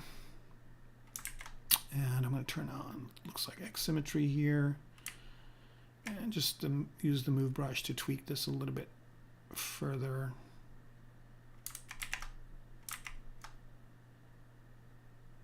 And I haven't decided if I want to keep the caps. They look good so far, but I might decide to get rid of them. So maybe they go up like that. And I'm just going to ZBrush this thing. I don't really need the underlying topology.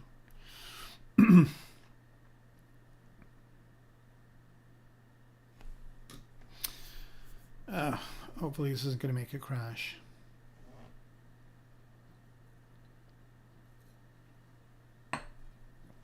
If it does, I'm going to lose that cave, which I worked on. I think I'm just going to let it go.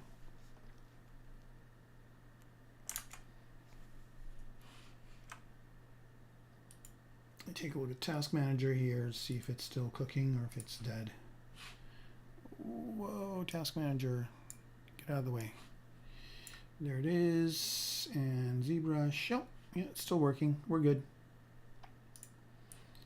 I think it's ZBrushing the whole thing, which is not what I wanted. So that's why it's going to take a little bit of time. So I guess it's a good time to ask some questions. Did I like the latest Alien movies? You mean like Prometheus and Alien Resurrection? Not Resurrection. What was it called? Yeah, they're fine. You know, they're good. They're what they are. I mean, nothing's really going to be as good as Alien, I don't think. Alien and Aliens are really amazing movies on their own. So it's going to be kind of tough to top those two. But the new ones weren't bad. I mean, they're kind of good movies if you just watch them on their own.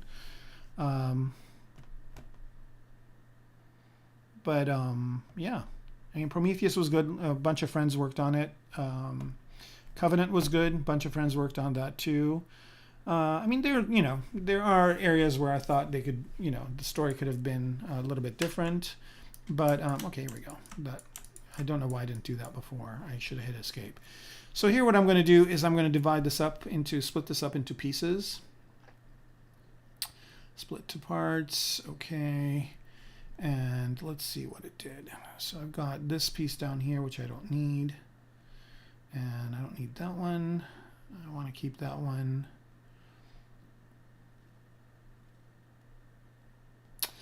So I guess I'm just going to say that I thought those movies were not bad.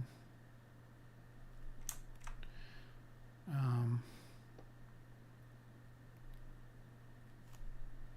mean, they were nothing like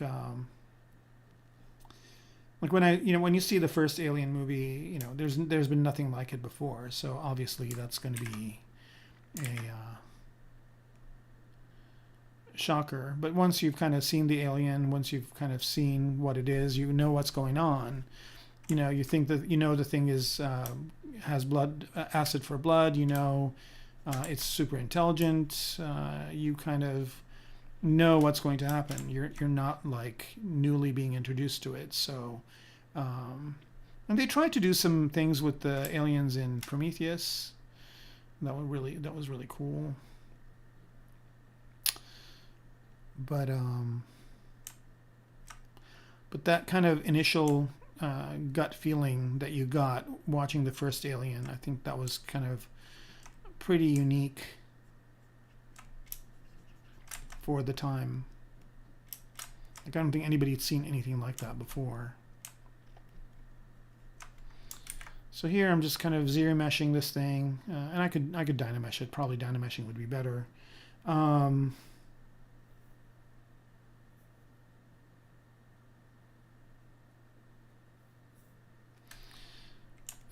Yeah. I think that's the point. I think a lot of movie producers are making things that are safe. So I think if you diverge too much from what people know, then people are not happy. And if you do the same thing, people are not happy. It just seems to me like people will complain whatever you do. So hopefully Hollywood will take a few more risks and give us some new stuff that's interesting. I was kind of railing on. I think I am going to Dynamesh this. I was kind of railing on I don't know if you guys have watched Boba Fett, the new one, but I was railing on that pretty hard because I thought I thought the first few episodes were kind of they could have been better, I guess is the best way to put it. And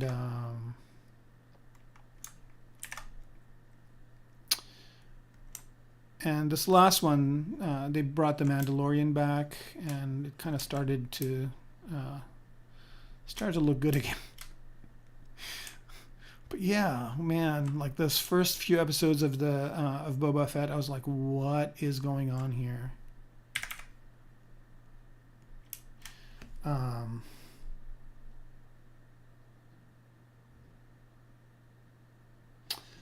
The color out of space.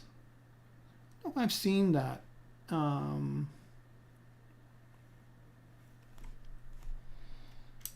don't think I've seen that. Color out of space. Is that new?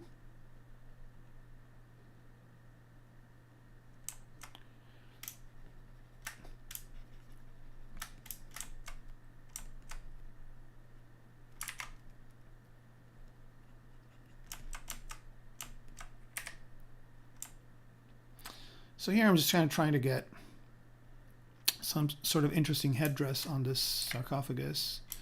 A little bit different than what I had before. And I keep Dynameshing it just to kind of get the shape. Of course, every time I do that, I'm losing detail. So I want to make sure that before I do that, I'm going to use this really cool new feature of Dynamesh, which is basically going in here and saying, I want this level of detail. So I'm going to go to, where are you, Dynamesh? There you are. I'm just going to drag and drop over to here, the resolution. So it kind of knows what resolution I want to keep this at, and then just Dynamesh it. Yes. And did it do it? It did not do it. All right, so delete lower. And resolution, here we go. And now if I Dynamesh, I should get something similar. Here we go. So cool. Like I said, when they keep adding, like if this was an upgrade, if I had to pay for an upgrade to get this feature, I would have been like, okay, yeah, I see myself using it, so it's worth the money. Oh wow, the Blob, man, going back in time. Are you talking about the original one, like the 50s or 60s movie? That was pretty cool. I'm starting to get these weird kind of tears with maybe not Dynamesh, and maybe I'll just go to Sculptress mode out here. Here we go. All right, so this is kind of looking like some sort of an alien face. I know I said I was going to render this thing and get it finished in this episode or of the thing, but I think I'm just we'll see how we can get. How are we doing on time? Yeah, I can go for a little bit longer. Actually, I can go for a lot bit longer. Like I said, this is kind of my plan for this evening.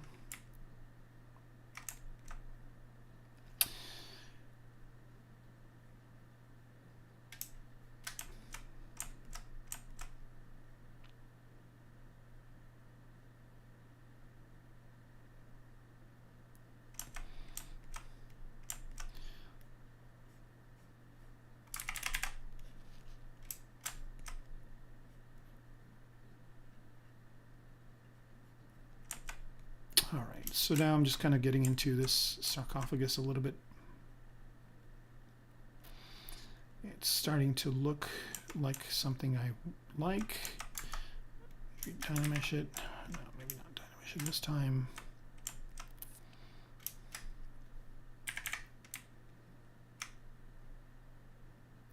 So I haven't really figured out the story of this yet, but it's basically the theme of the concept is discovery. Like she's discovering this cave, she's discovering this new thing that she doesn't know anything about. So, like imagine if we kind of go to another planet finally, and we're looking, and then all of a sudden we find a cave, and in this cave are these tombs. of these creatures, and we have no idea who they are or where this is coming from. And so imagine the discovery is the first time humanity is actually running into something that they don't know anything about. Could you imagine? And, you know, I don't want to be like, you know, I don't want to use the same tropes and say they're going to be dangerous to us and they're going to kill us. I mean, maybe, you know, they have things that are going to be useful to us, and maybe they're a very friendly civilization whose tombs we're going to desecrate. All right. Okay, so that head part is looking good. Maybe I'll pop in something in here, like some sort of a display or some sort of a information thing that tells us what that creature is. And I was going to do a different variation on these, but I think I've got the other sarcophagi that I could kind of put around this one. So this is looking good. And then let's do the base. Where's that? Let's make sure it's selected. It is, and let's make that turned around. I don't think Vitaly, I mean, I'm sure he uses these for different reasons too, but I don't know if he would kind of realize kind of that these are going to be used for organic things as well. All right, that's good. Just Dynamesh it. Come up with some sort of a bottom part.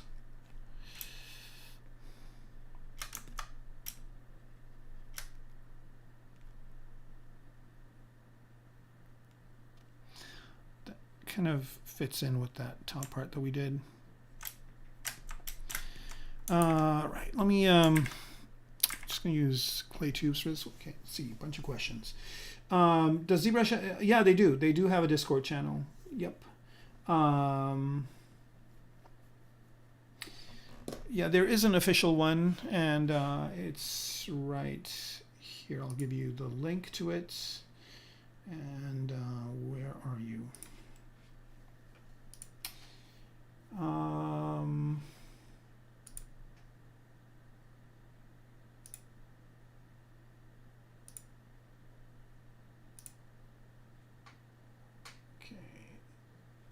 Login. Yeah, for some reason it's logged me out, but I think the way to find out is if you just go to their if you go to Pixel, if you I don't know what it's called anymore, but if you just go to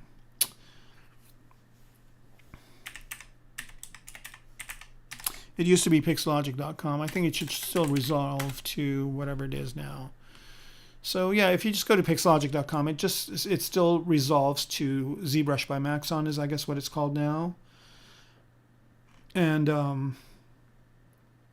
think if you look down here, there's their Discord right here.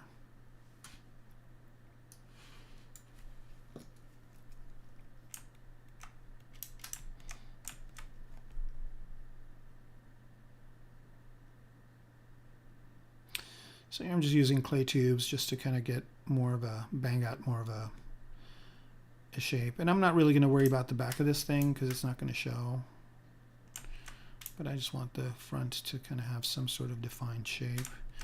And I'm going to just use clay polish on this guy to get it to be more kind of crystallized.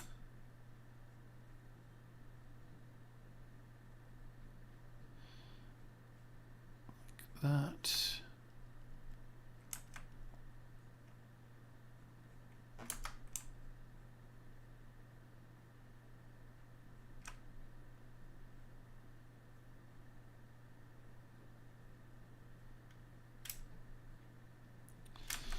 All right, I think that looks pretty good, and I'm not really happy with this shape, but I'm happy with some of it. So I think what I'm going to do here is elongate it out. There we go. That's making it look a lot better. And now let's go to this middle shape here. Turn Sculptress mode off. And I'm just going to Dynamesh the sky, but at a pretty high resolution. I'm going to go to 2048. And let's Dynamesh it. Wow. That's not good. Let's solo it out. I kind of want to get some of this pattern that's there, but I also want to be able to sculpt on it. So let's see if I can turn blur off, Dynamesh. Let's turn project on.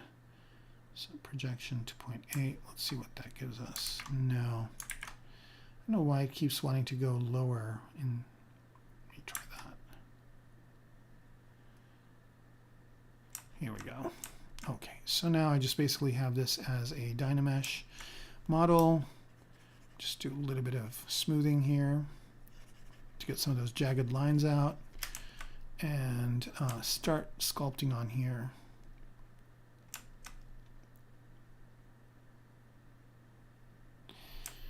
All right.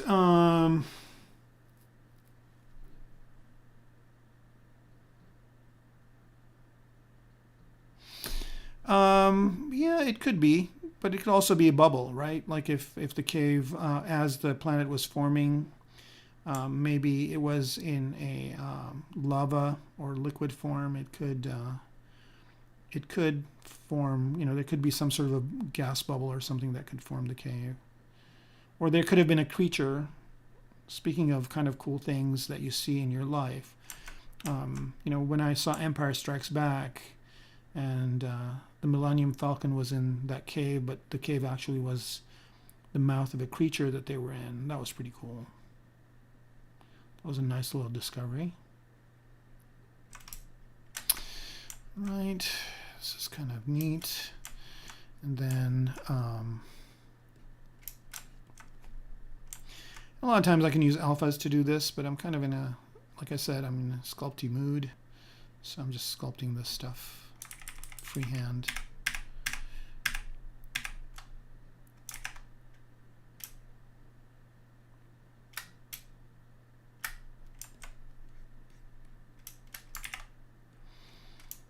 Maybe not do that. And let's put a kind of a thing in the middle here where this opens.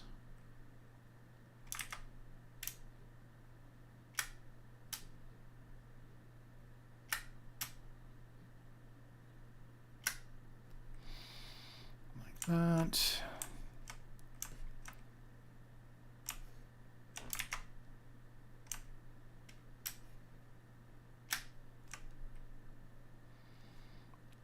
And do the same thing here.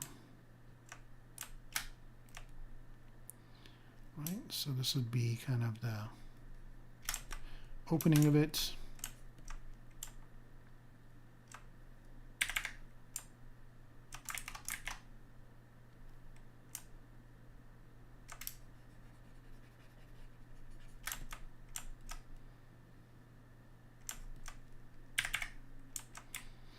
And then what I want is I want this thing to be translucent. So I want an alien inside of it. So I want this sarcophagus to actually be translucent. And I'm going to do another thing here. I think some people were asking about how to use the curves. So here what I'm going to do is I want to kind of cut out a piece. I guess I should be in it first. I want to cut out a piece of this. Oh, I should also have subdivision levels. Nope. Okay. And I have symmetry on. Okay, 1. And if you, with the curves, I don't know if you know this, but if you double tap Alt, you basically get a, yeah, that's exactly what I wanted to do.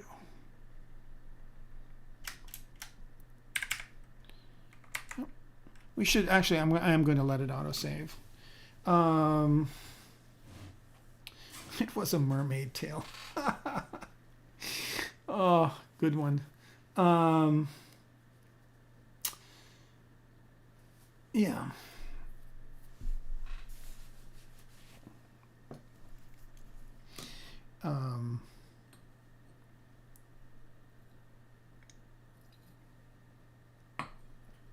Oh man, the tea's cold. I'm trying a new light setup today, and I think it's working better than what I had before. All right, so now that we have that auto saved, I don't know if edge polish this is the right one. I think I'm going to use a different brush for this. Trim dynamic. Just kind of eat into that. Yeah, it kind of does look like a. It kind of does look like a mermaid tail. That's funny. See, now that's what I'm going to be thinking. You just jinxed the whole project. But it's good. I don't want it to look like a mermaid tail, so I'll do more of an effort to not have it be that. See, now I'm going to just hack this thing this way. Done. No more tail. Take that. Oh.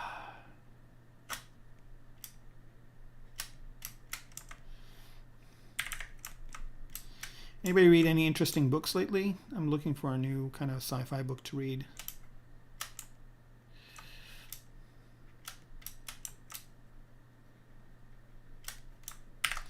Close these holes.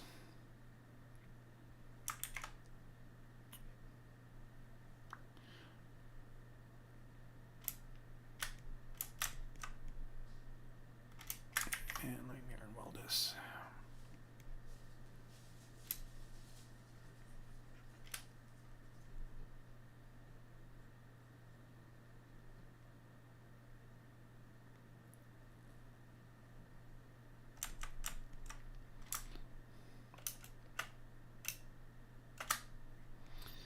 Go.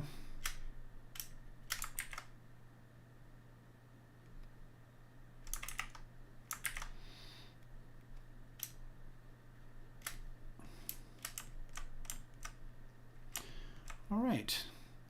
Well, I kind of am happy that you guys are sticking with me. I thought I'd lose some people after 9, but thanks for sticking around. And yeah, so I should have mentioned this earlier. It's fine, but I'm looking into starting a Twitch stream of my own outside of ZBrush Live.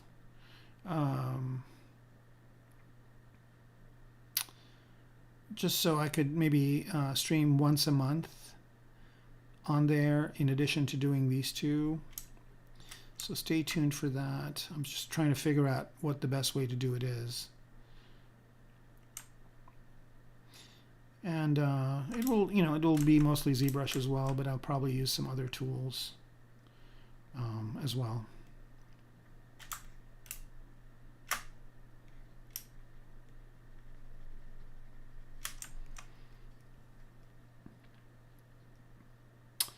Oh yeah, Dune is one of those books you can read many times, for sure.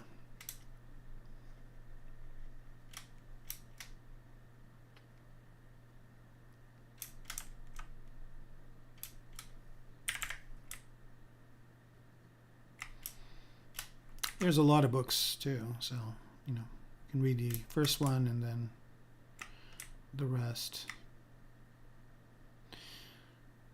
So I guess they're going to make 2 more movies. It's a done deal, which is awesome.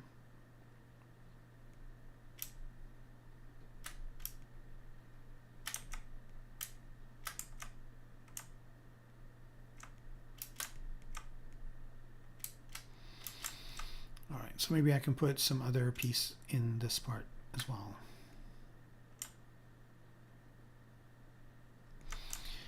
All right, so let's work on the alien that's going to go in here.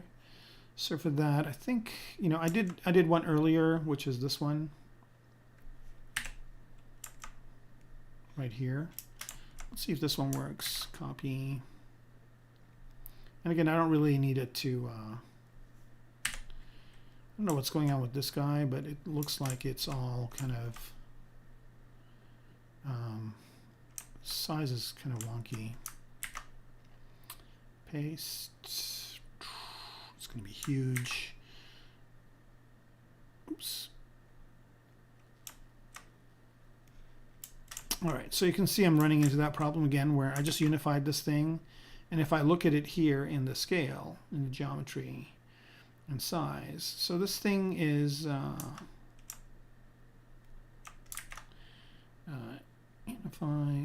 so this thing is kind of, it has the size of 2 from top to bottom. So that's the size ZBrush wants, but the sarcophagus that I have is smaller. So what I'm going to do here is I'm just going to select it and merge it down. Once. And up. Merge it down again. So now I've got this sarcophagus as one piece. I'm going to unify that.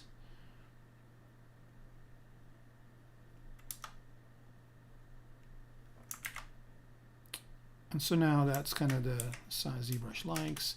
And again, I'm not really going to worry about any of the... Why is this at an angle now? No, it's not. It's fine. Okay, so there it is. And then let's see if I can fit this alien in there. Turn transparency on.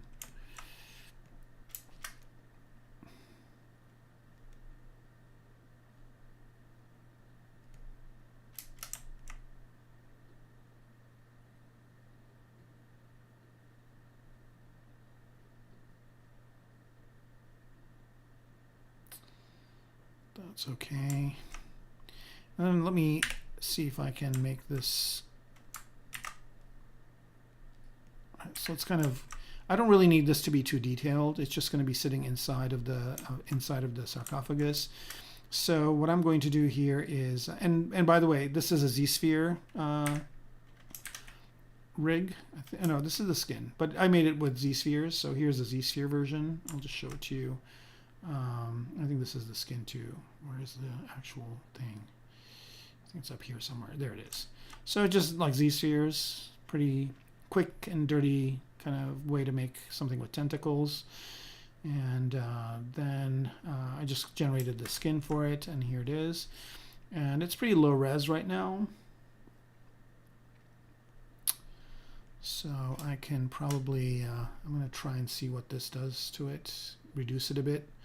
Not crease, but edge loop, delete loops. Yep, this is basically what I want, just a really, really simple shape. And then just divide this once. There we go. And maybe one more time. Actually, I'm going to keep this at, and do that. Okay, so now I've got kind of a general shape to work on. And I'm just going to create some sort of a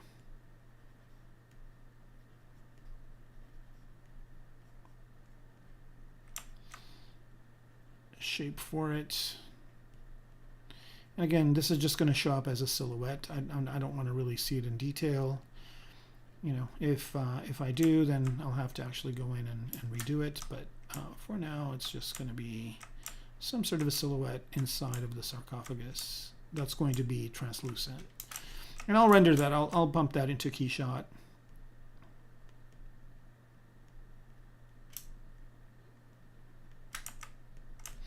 And the inflate brush is really good for doing these kind of tentacles. If you hold Alt, it kind of makes things thinner. And if you let it, if you have knuckly areas, you can kind of use that to create this kind of shape. So there you go, that's good enough. All right, so let's see what this looks like in the sarcophagus. It looks good. I just don't want it to protrude any of it. Okay, so now I'm going to do another trick, which is basically taking one of those previous sarcophagi that I have in here. Let's see if it will work. Maybe this one.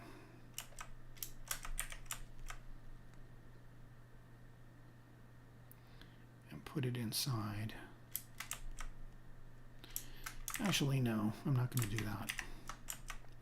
I'm going to go back to this one right here, and I'm going to separate it out to different pieces, split to parts. Okay, so now I just have that centerpiece, which is good because that's the one I wanted. And I'm just going to duplicate that.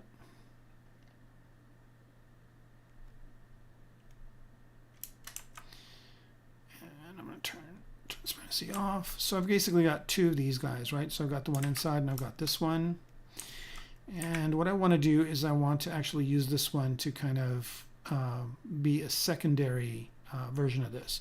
So the first thing I'm going to do is just maybe hit it with some contrast, see what that gives me.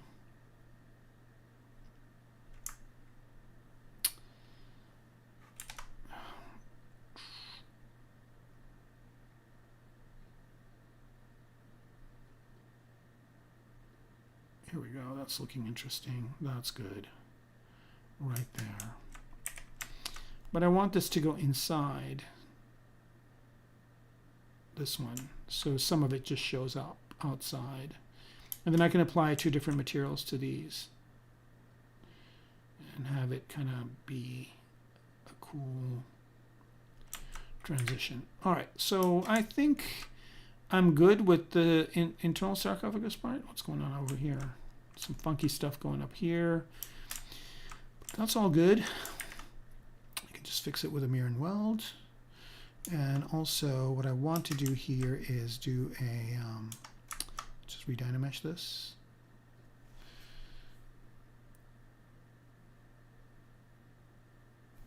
And let's let it do its thing. You can see here that it is moving on. So I just wanted to get to some sort of a, you know, a kind of a generalized shape that doesn't have any intersecting parts. So there's that. And see what it looks like. Yep, there it is. And I'm going to change the color of this and fill it. Let's go for an orange and fill object. So now I can kind of see the variation between the two. And that's looking good. I might want to exaggerate some of these parts here.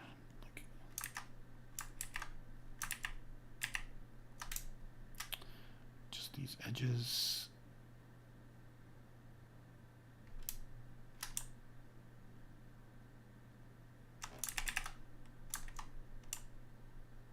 I think you can't help but kind of see the fish pattern in here because it kind of looks like scales.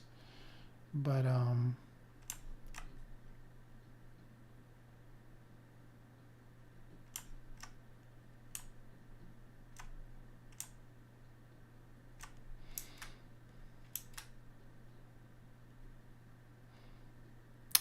right, I'm digging that. So this center part is looking pretty good.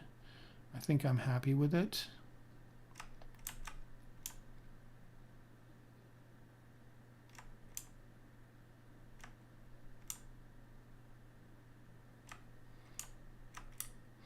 I'm trying to get this to go in, but just slightly, so I have to be really gentle with the push.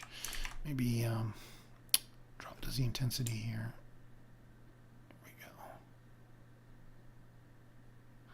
Still want it to show up, but not as much maybe. All right, that's looking good. And now what I want to do here is try and get this level of detail on these top parts. So I'm going to use some alphas maybe to do that. I don't know. Let's see.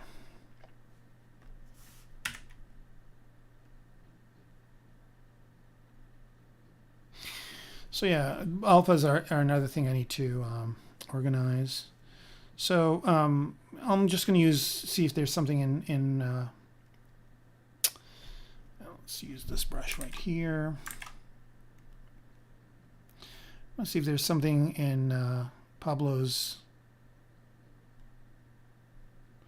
kit that will work. No.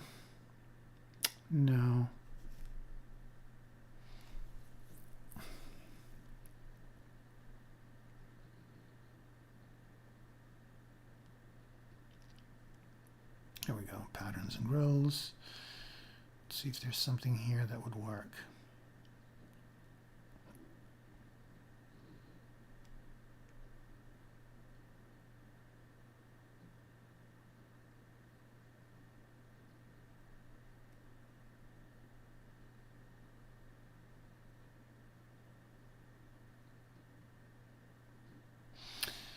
I'm going to be boring here and see what it looks like with just some stripes. Let's try that.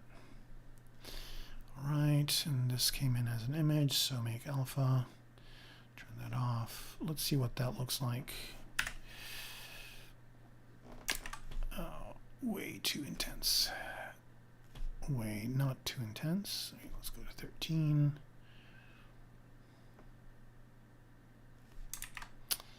Maybe a little bit more.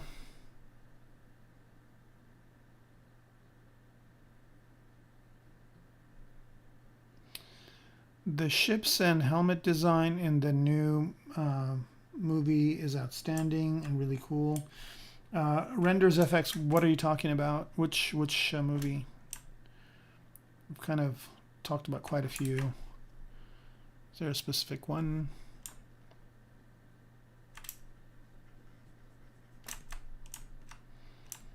Oh, that's looking good.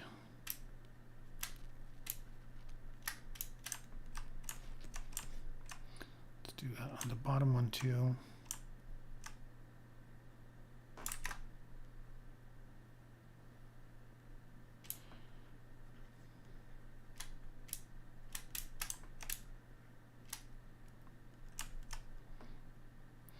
Now, are we talking about Boba? Oh, you're talking about Dune, probably. Okay, yeah. Oh, yeah. No, everything, the design, the concept design in Dune is spectacular. They've done a really, really good job on it.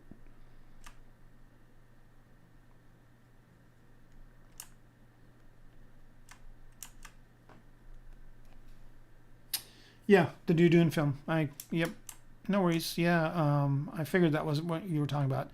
The costume design and everything is really good. The design of that movie, the ornithopters, the you know, just the big spaceships, the big spatial kind of buildings, the architecture, everything is top notch. They really kind of created a alien world, and the music is really good too. The music is spectacular. Everything is good. The acting is good. The story is good. It's just one of those perfect storm kind of movies where everything really comes together. Right, so this is starting to get some sort of a look to it that I like. So for this part over here,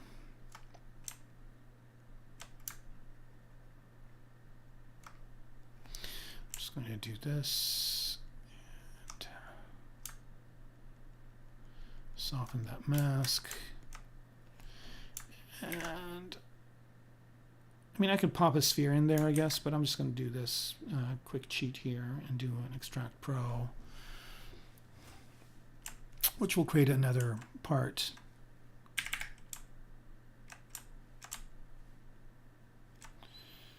Am I on that part? Here we go.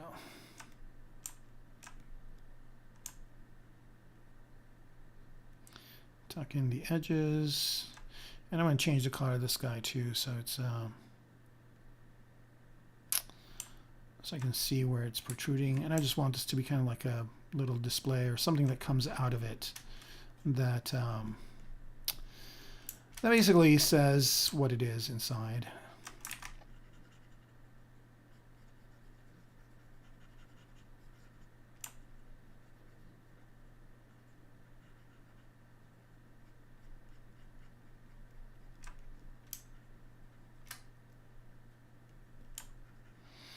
I think Denis Villeneuve has established himself as, you know, the kind of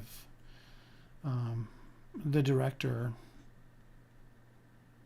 I mean, Arrival was really good, kind of similar, really kind of intelligent spaceships, and really good visuals.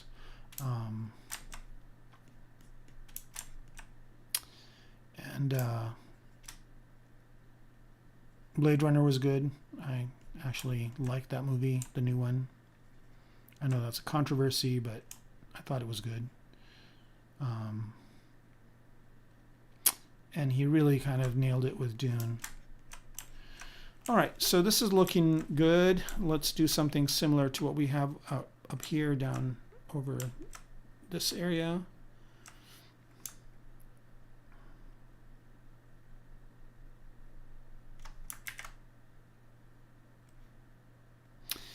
And you guys are like, you know, you didn't even finish the previous thing, but you're already on to something new. But yeah, this is going to be basically it's going to be 3 actors. There's going to be the cave, there's going to be the astronaut, and there's going to be the sarcophagi. So I'll just go ahead and do the sarcophagus. So I guess what I'm going to do is I'll ask you guys, since you're all here,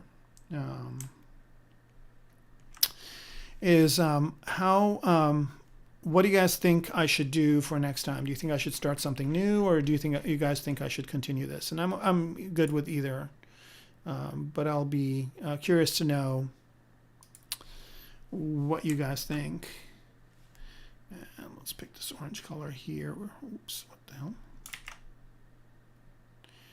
Basic material, and let's pick this orange color and fill this thing with that color. You guys think I should continue this, or do you guys think I should start with something new? I was thinking of going back to hard surface for the next one.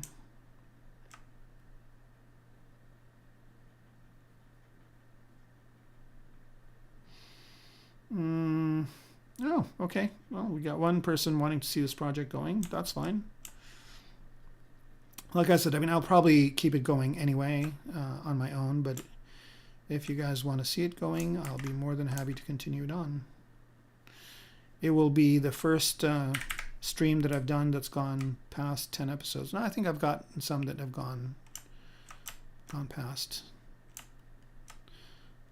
And I did do a few episodes where I diverged into that one alien that I did, or monster, for Halloween.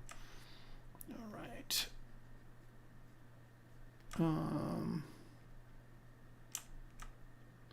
All right, so that's 2 people wanting me to continue, so I guess I will continue. Watch, next time I stream, there'll be people that will be like, what, this again? I think people's attention spans are getting shorter and shorter. All right, that's good.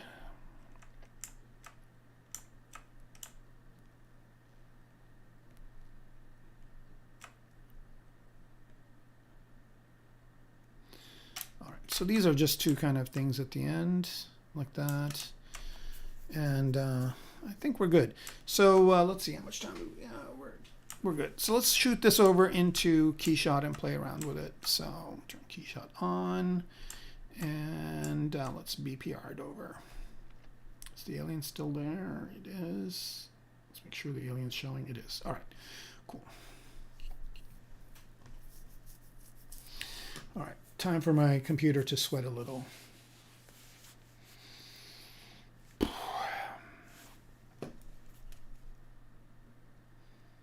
All right, so I think Keyshot's going to do this weird thing and then work. All right. Keyshot wants to open up on the bigger monitor. Come on, dude. Over here. Nope. Whoa, what the hell? Let's do this. Okay.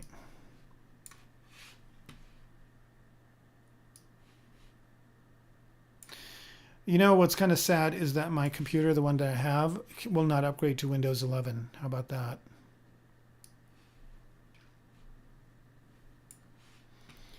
I think this is the first version of Windows that will not work on most computers. What is going on with you, Keyshot?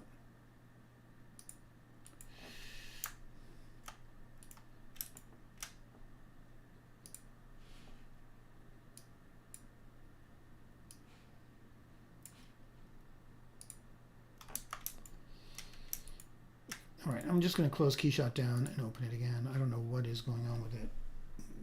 Discard that. Let's try it one more time.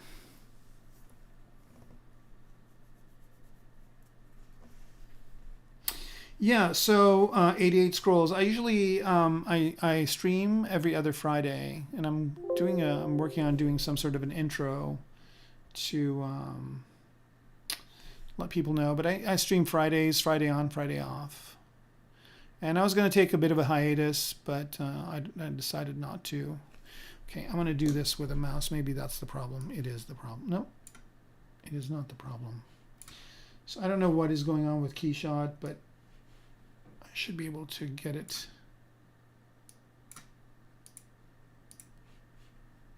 All right. This is trying to render it in here. It's fine. Let's maximize this. Whoa. I'm having some weird window issues. What's going on? All right, one more time. Come on.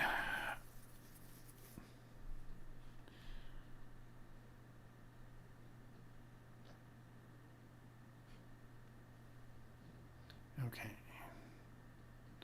Let's wait for it to do its thing, maybe. Maybe that's the problem. And then once it's done, I can resize it. Here we go. All right, I think we're good. And pow. All right. So did it bring the object in? Unable to connect. Why are you unable to connect? Let's try this one more time. Ah, here we go.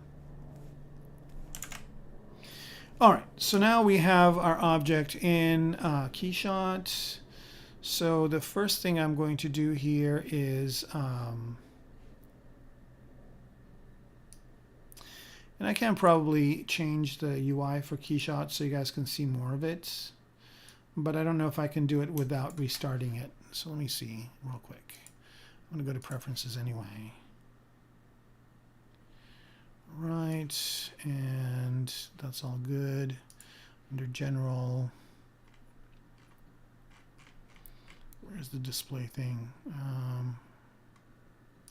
Interface. Font size, System 8, theme dark. All right, let's change this. Save changes. Yeah, let's restart it. I think if I do this, it'll be better for you guys, so not a big deal. There we go. Yeah, it already looks better. That way you guys can see what I'm doing. All right, good. And then let's just send this stuff over again one more time.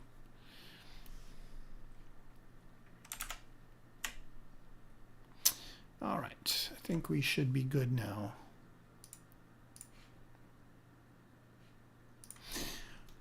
Okay, so now one thing I want to do here is go to the scene. Let's look at scale because scale is how Keyshot works. So this is about 2 here, and what I'm going to do is I'm going to set my scale to feet.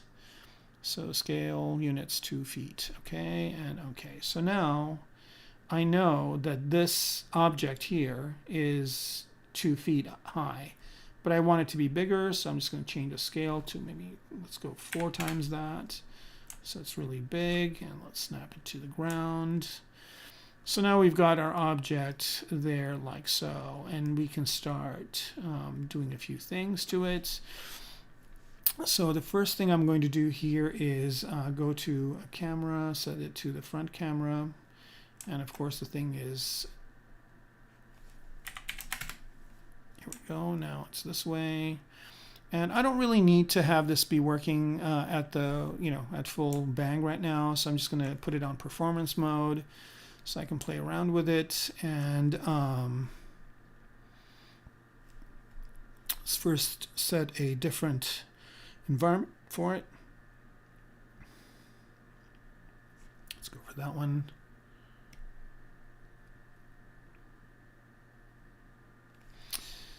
And I also just want to color in the back, so I'm just going to go for a dark gray, a little bit darker. That's good.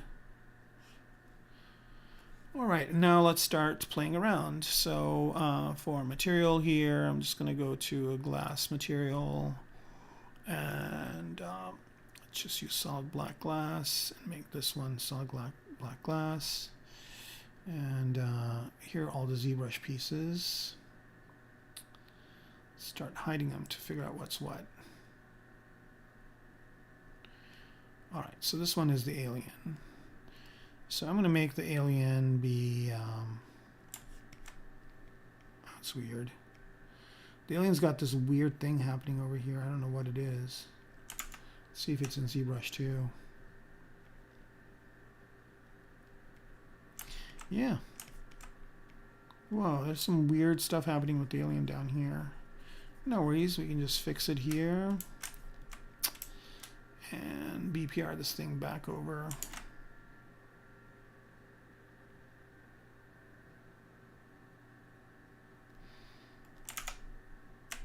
Now, problem solved in both, and then there's some weird stuff going on here too, but that's fine. Okay, problem solved in Keyshot. So this is going to be silhouette. So I don't really care about the material on it. So I'm just going to go to like a plastic material, or let me just find rubber. Like a black, you know, kind of this kind of thing would be fine for it. Maybe a little bit more shiny. I'm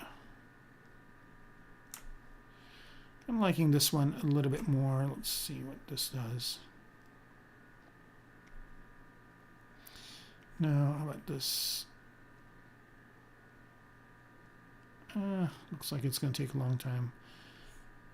Let's try this one. I think this one's the best one. All right, so there's our alien creature that's going to be inside. So it's this bottom part. Okay, that's that. And then this part. Okay. I'm just kind of getting an idea of what each one of these parts are. All right.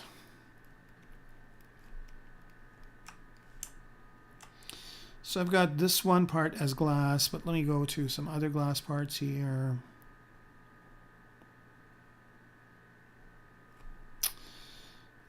Let's see what this red glass would look like. Nope.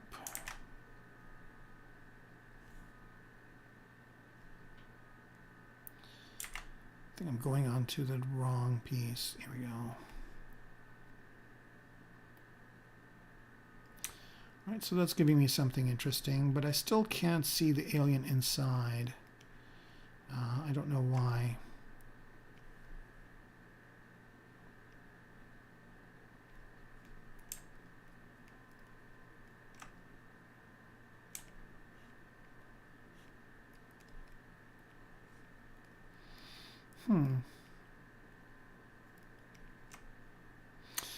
I wonder if it would help if I pop in a light in there and it's light. Let's add a point light.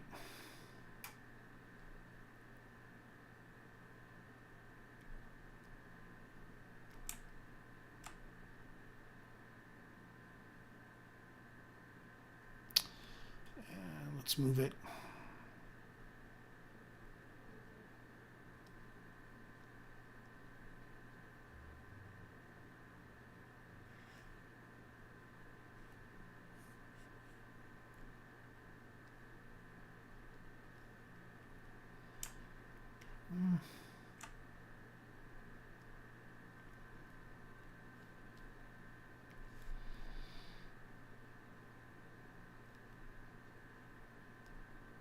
I think maybe it's going inside the alien, that's why I don't see it.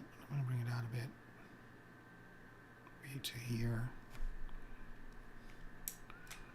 Okay.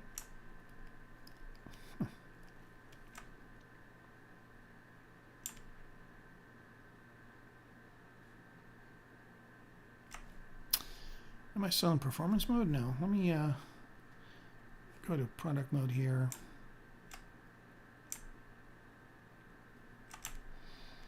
Light's showing up for a minute, but then it doesn't. I don't know where it is. Is it still inside the thing? No, it's outside. So let's move it in a bit.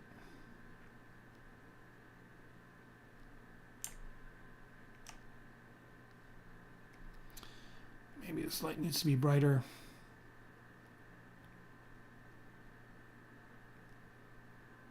There we go.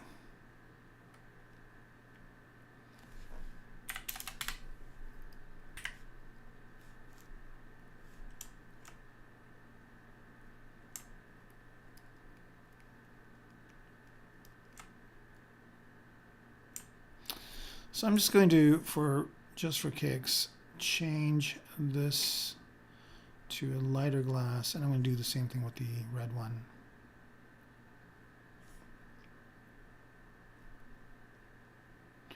Here we go. Now we see the alien inside. That's good. Still kind of a little bit blurry, but that's okay.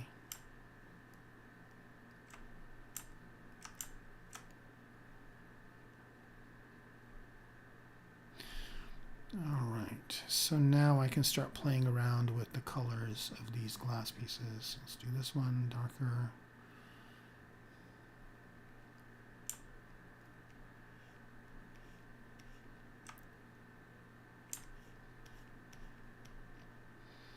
All right, so now I'm going to try and move that light in.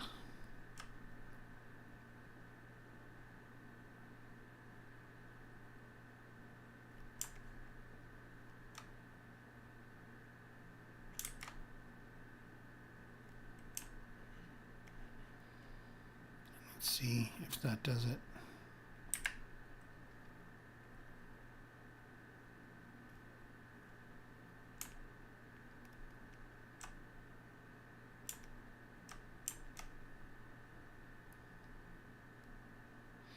So I'm getting a really interesting thing showing up here in the middle, but I'm not getting what I want to happen in the back. So I'm going to try something else. I'm going to try solid glass.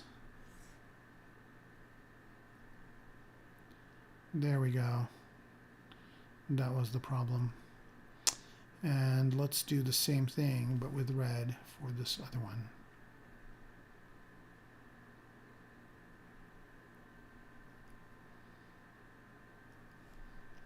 Right, but I don't know if I want it to be red. Let's find a color that I like.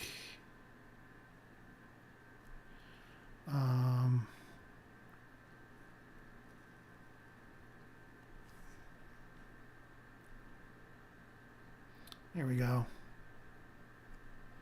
It's starting to look more like what I want.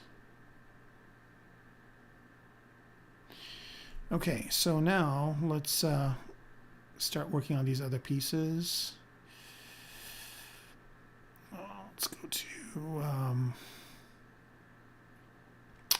let's try some metals, aluminum, let's try the copper. Let's go to rough copper, let's see what that looks like. That did not look good. Let's try aluminum. That's better, but where are you? There you are. Let's see, it's colored aluminum, and let's see, it's darker, kind of. There we go.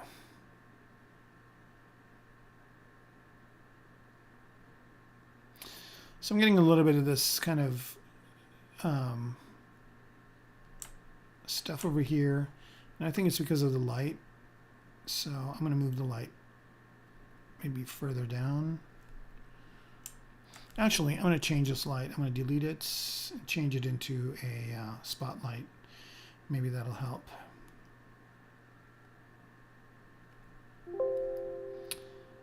Yes. Edit, add light, spotlight.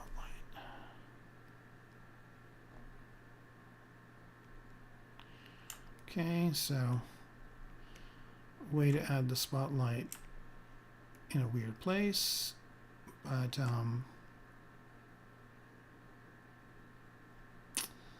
let's move it.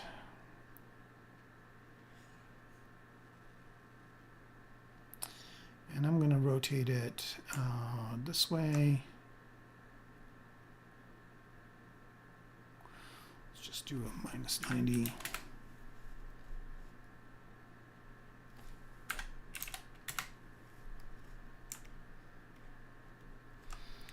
And move it back here, down here, over this way.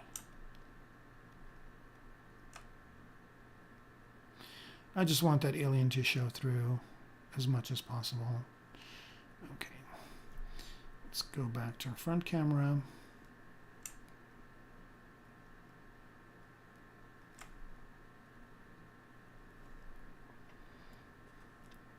All right, let's go back to editing the material.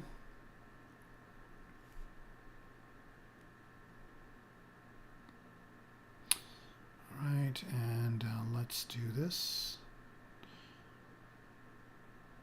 Here we go. Something like that. And I'm going to copy this material and paste it down to this bottom one. So they're the same. And let's try this. Anodized material for these two guys. Yes.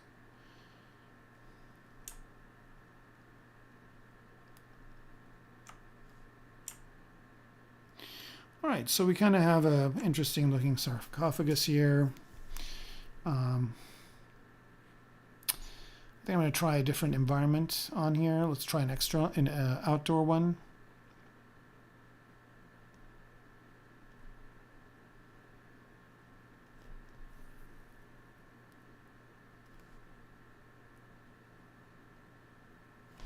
All right, so I'm really liking what's happening in the inside part of the sarcophagus, but this still has some of that ZBrush wobble on it. So I'm just going to pause this and go back into ZBrush and polish it up a bit. Because right now it's kind of really rough over here.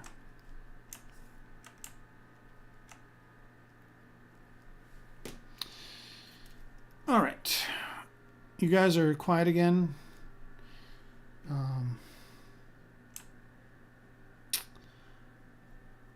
I don't know if you're in a zone. I know I am.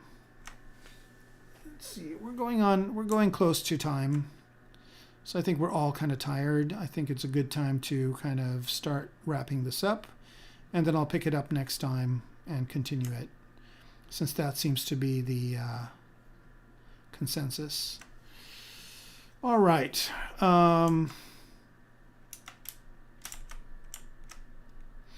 Yeah, I just want to refine these a little bit more, and I'm going to actually go ahead and Dynamesh this once, and then I'm going to go ahead and start ZBrushing it so we get some better geometry. There we go, and then just divide it. So I get more defined shapes than what I had before. Now the good news is the material is saved. So if I want to see kind of what my updates are going to look like when I take it back, it's going to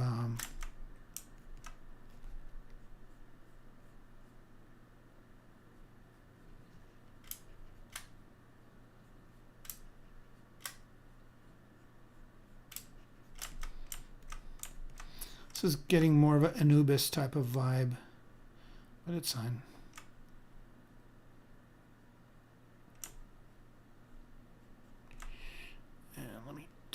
Back out to this. So you can see now that I've got kind of more of a defined shape. Let's see what this is going to look like. Let's BPR it over. Oh, forgot this was paused. No worries. Do it one more time. So that'll get the new kind of shape in here, and we'll see what it looks like in KeyShot. Where are you? What did you just do, KeyShot? I don't know why it focused on this bottom part. Here we go. So you can see some of that kind of more refined shape came over across.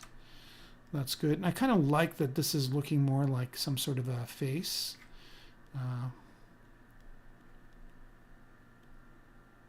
But that's looking better. I'll just do a little bit more sculpting on here, and then we'll call it a night. I can make the alien glow too. Yeah, that's a good idea. I can probably duplicate it and add an emissive version.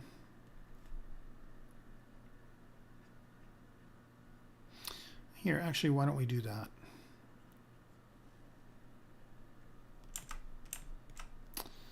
I just want to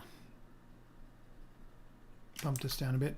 Okay, so now what I'm going to do is I'm just going to take that alien that I have, duplicate it, okay, and then create, and then go out. Just inflate it a bit.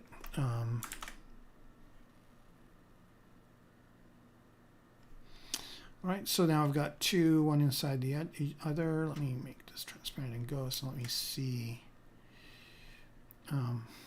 what that's going to make it look like. So I'll have to hide these two parts.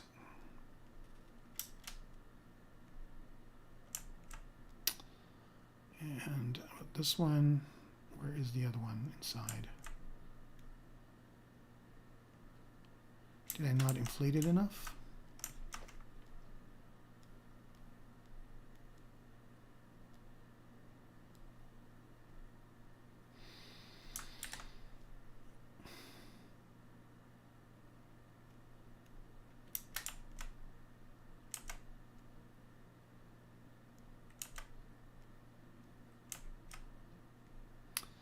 Yeah, I don't know why it's not showing up. Oh yeah, here it is.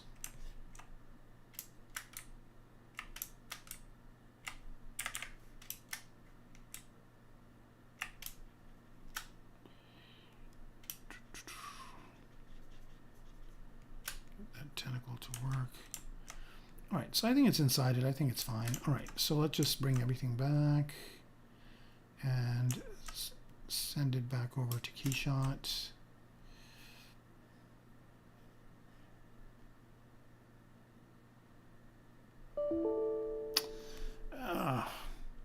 I wish there was a way like that it asks you, hey, do you want to unpose Keyshot? But it's fine.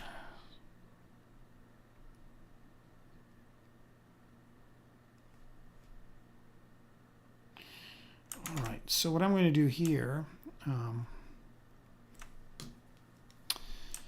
is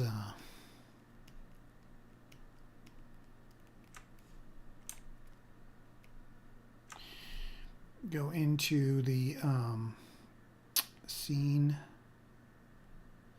and let's hide everybody. All right, so there's one alien, and there is the other one underneath. Okay, so the outer alien, let's assign a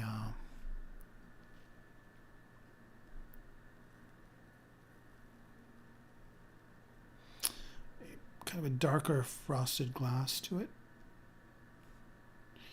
And then the inner one,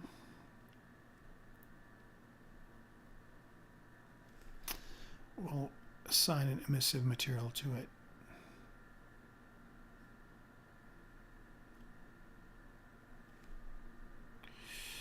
Warm. Okay, and I think that's a bit too much. So let's bring down the intensity to 1. There we go. And let's see what that did.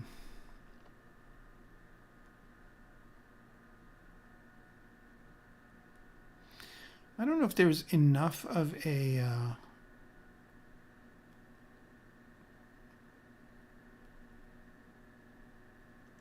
all right, so we're getting a little bit of a glow from it. I think will this change?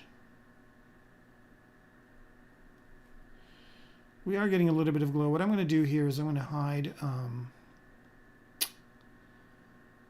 the outer one. Nope. All right, so maybe we do need the material to have a little bit more of a punch. So let's go back up to 3, 5, 10, 30.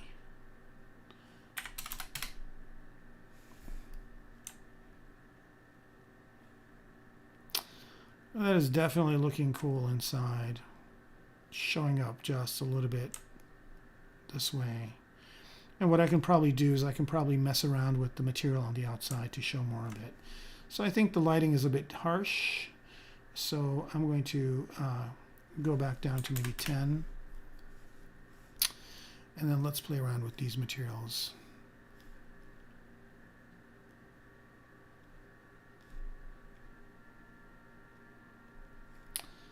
All right, and let's just change the transparency option. There we go.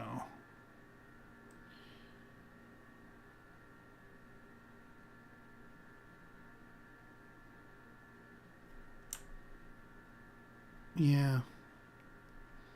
It's kind of looking neat. Now, I don't know what's going on the bottom. I think maybe this tentacle is kind of a lot closer than these are. So I might need to go into ZBrush and taper them off. But this definitely kind of looks cool where you can see a little bit of the alien inside kind of showing up. And then let's go to this other material.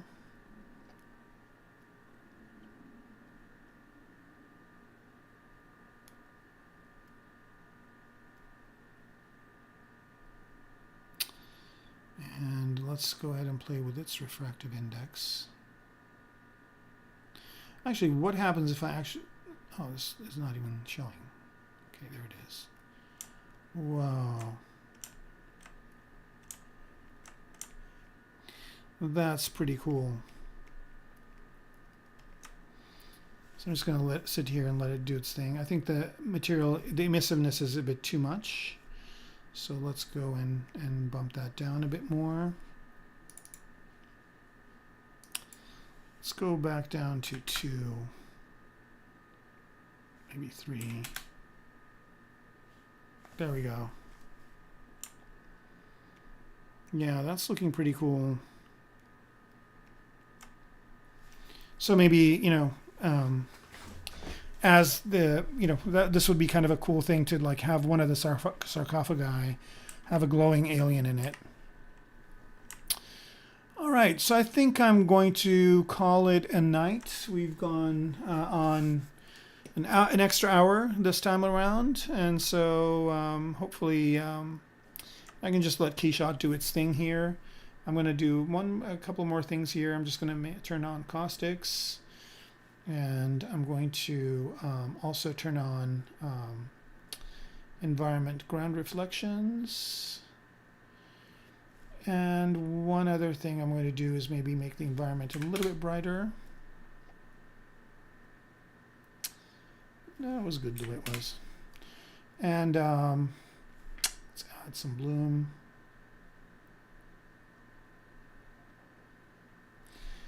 And let's play around with it a little bit.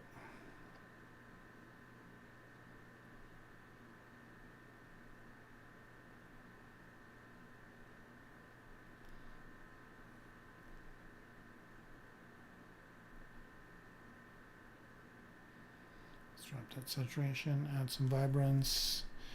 Maybe let's change the exposure back up. Yeah, so we're getting kind of an interesting thing going on. I don't really like the material that this has over here. Yeah, I could probably do this. I could probably do this all night, but I'm just going to add. Here we go. That looks much better. Yeah.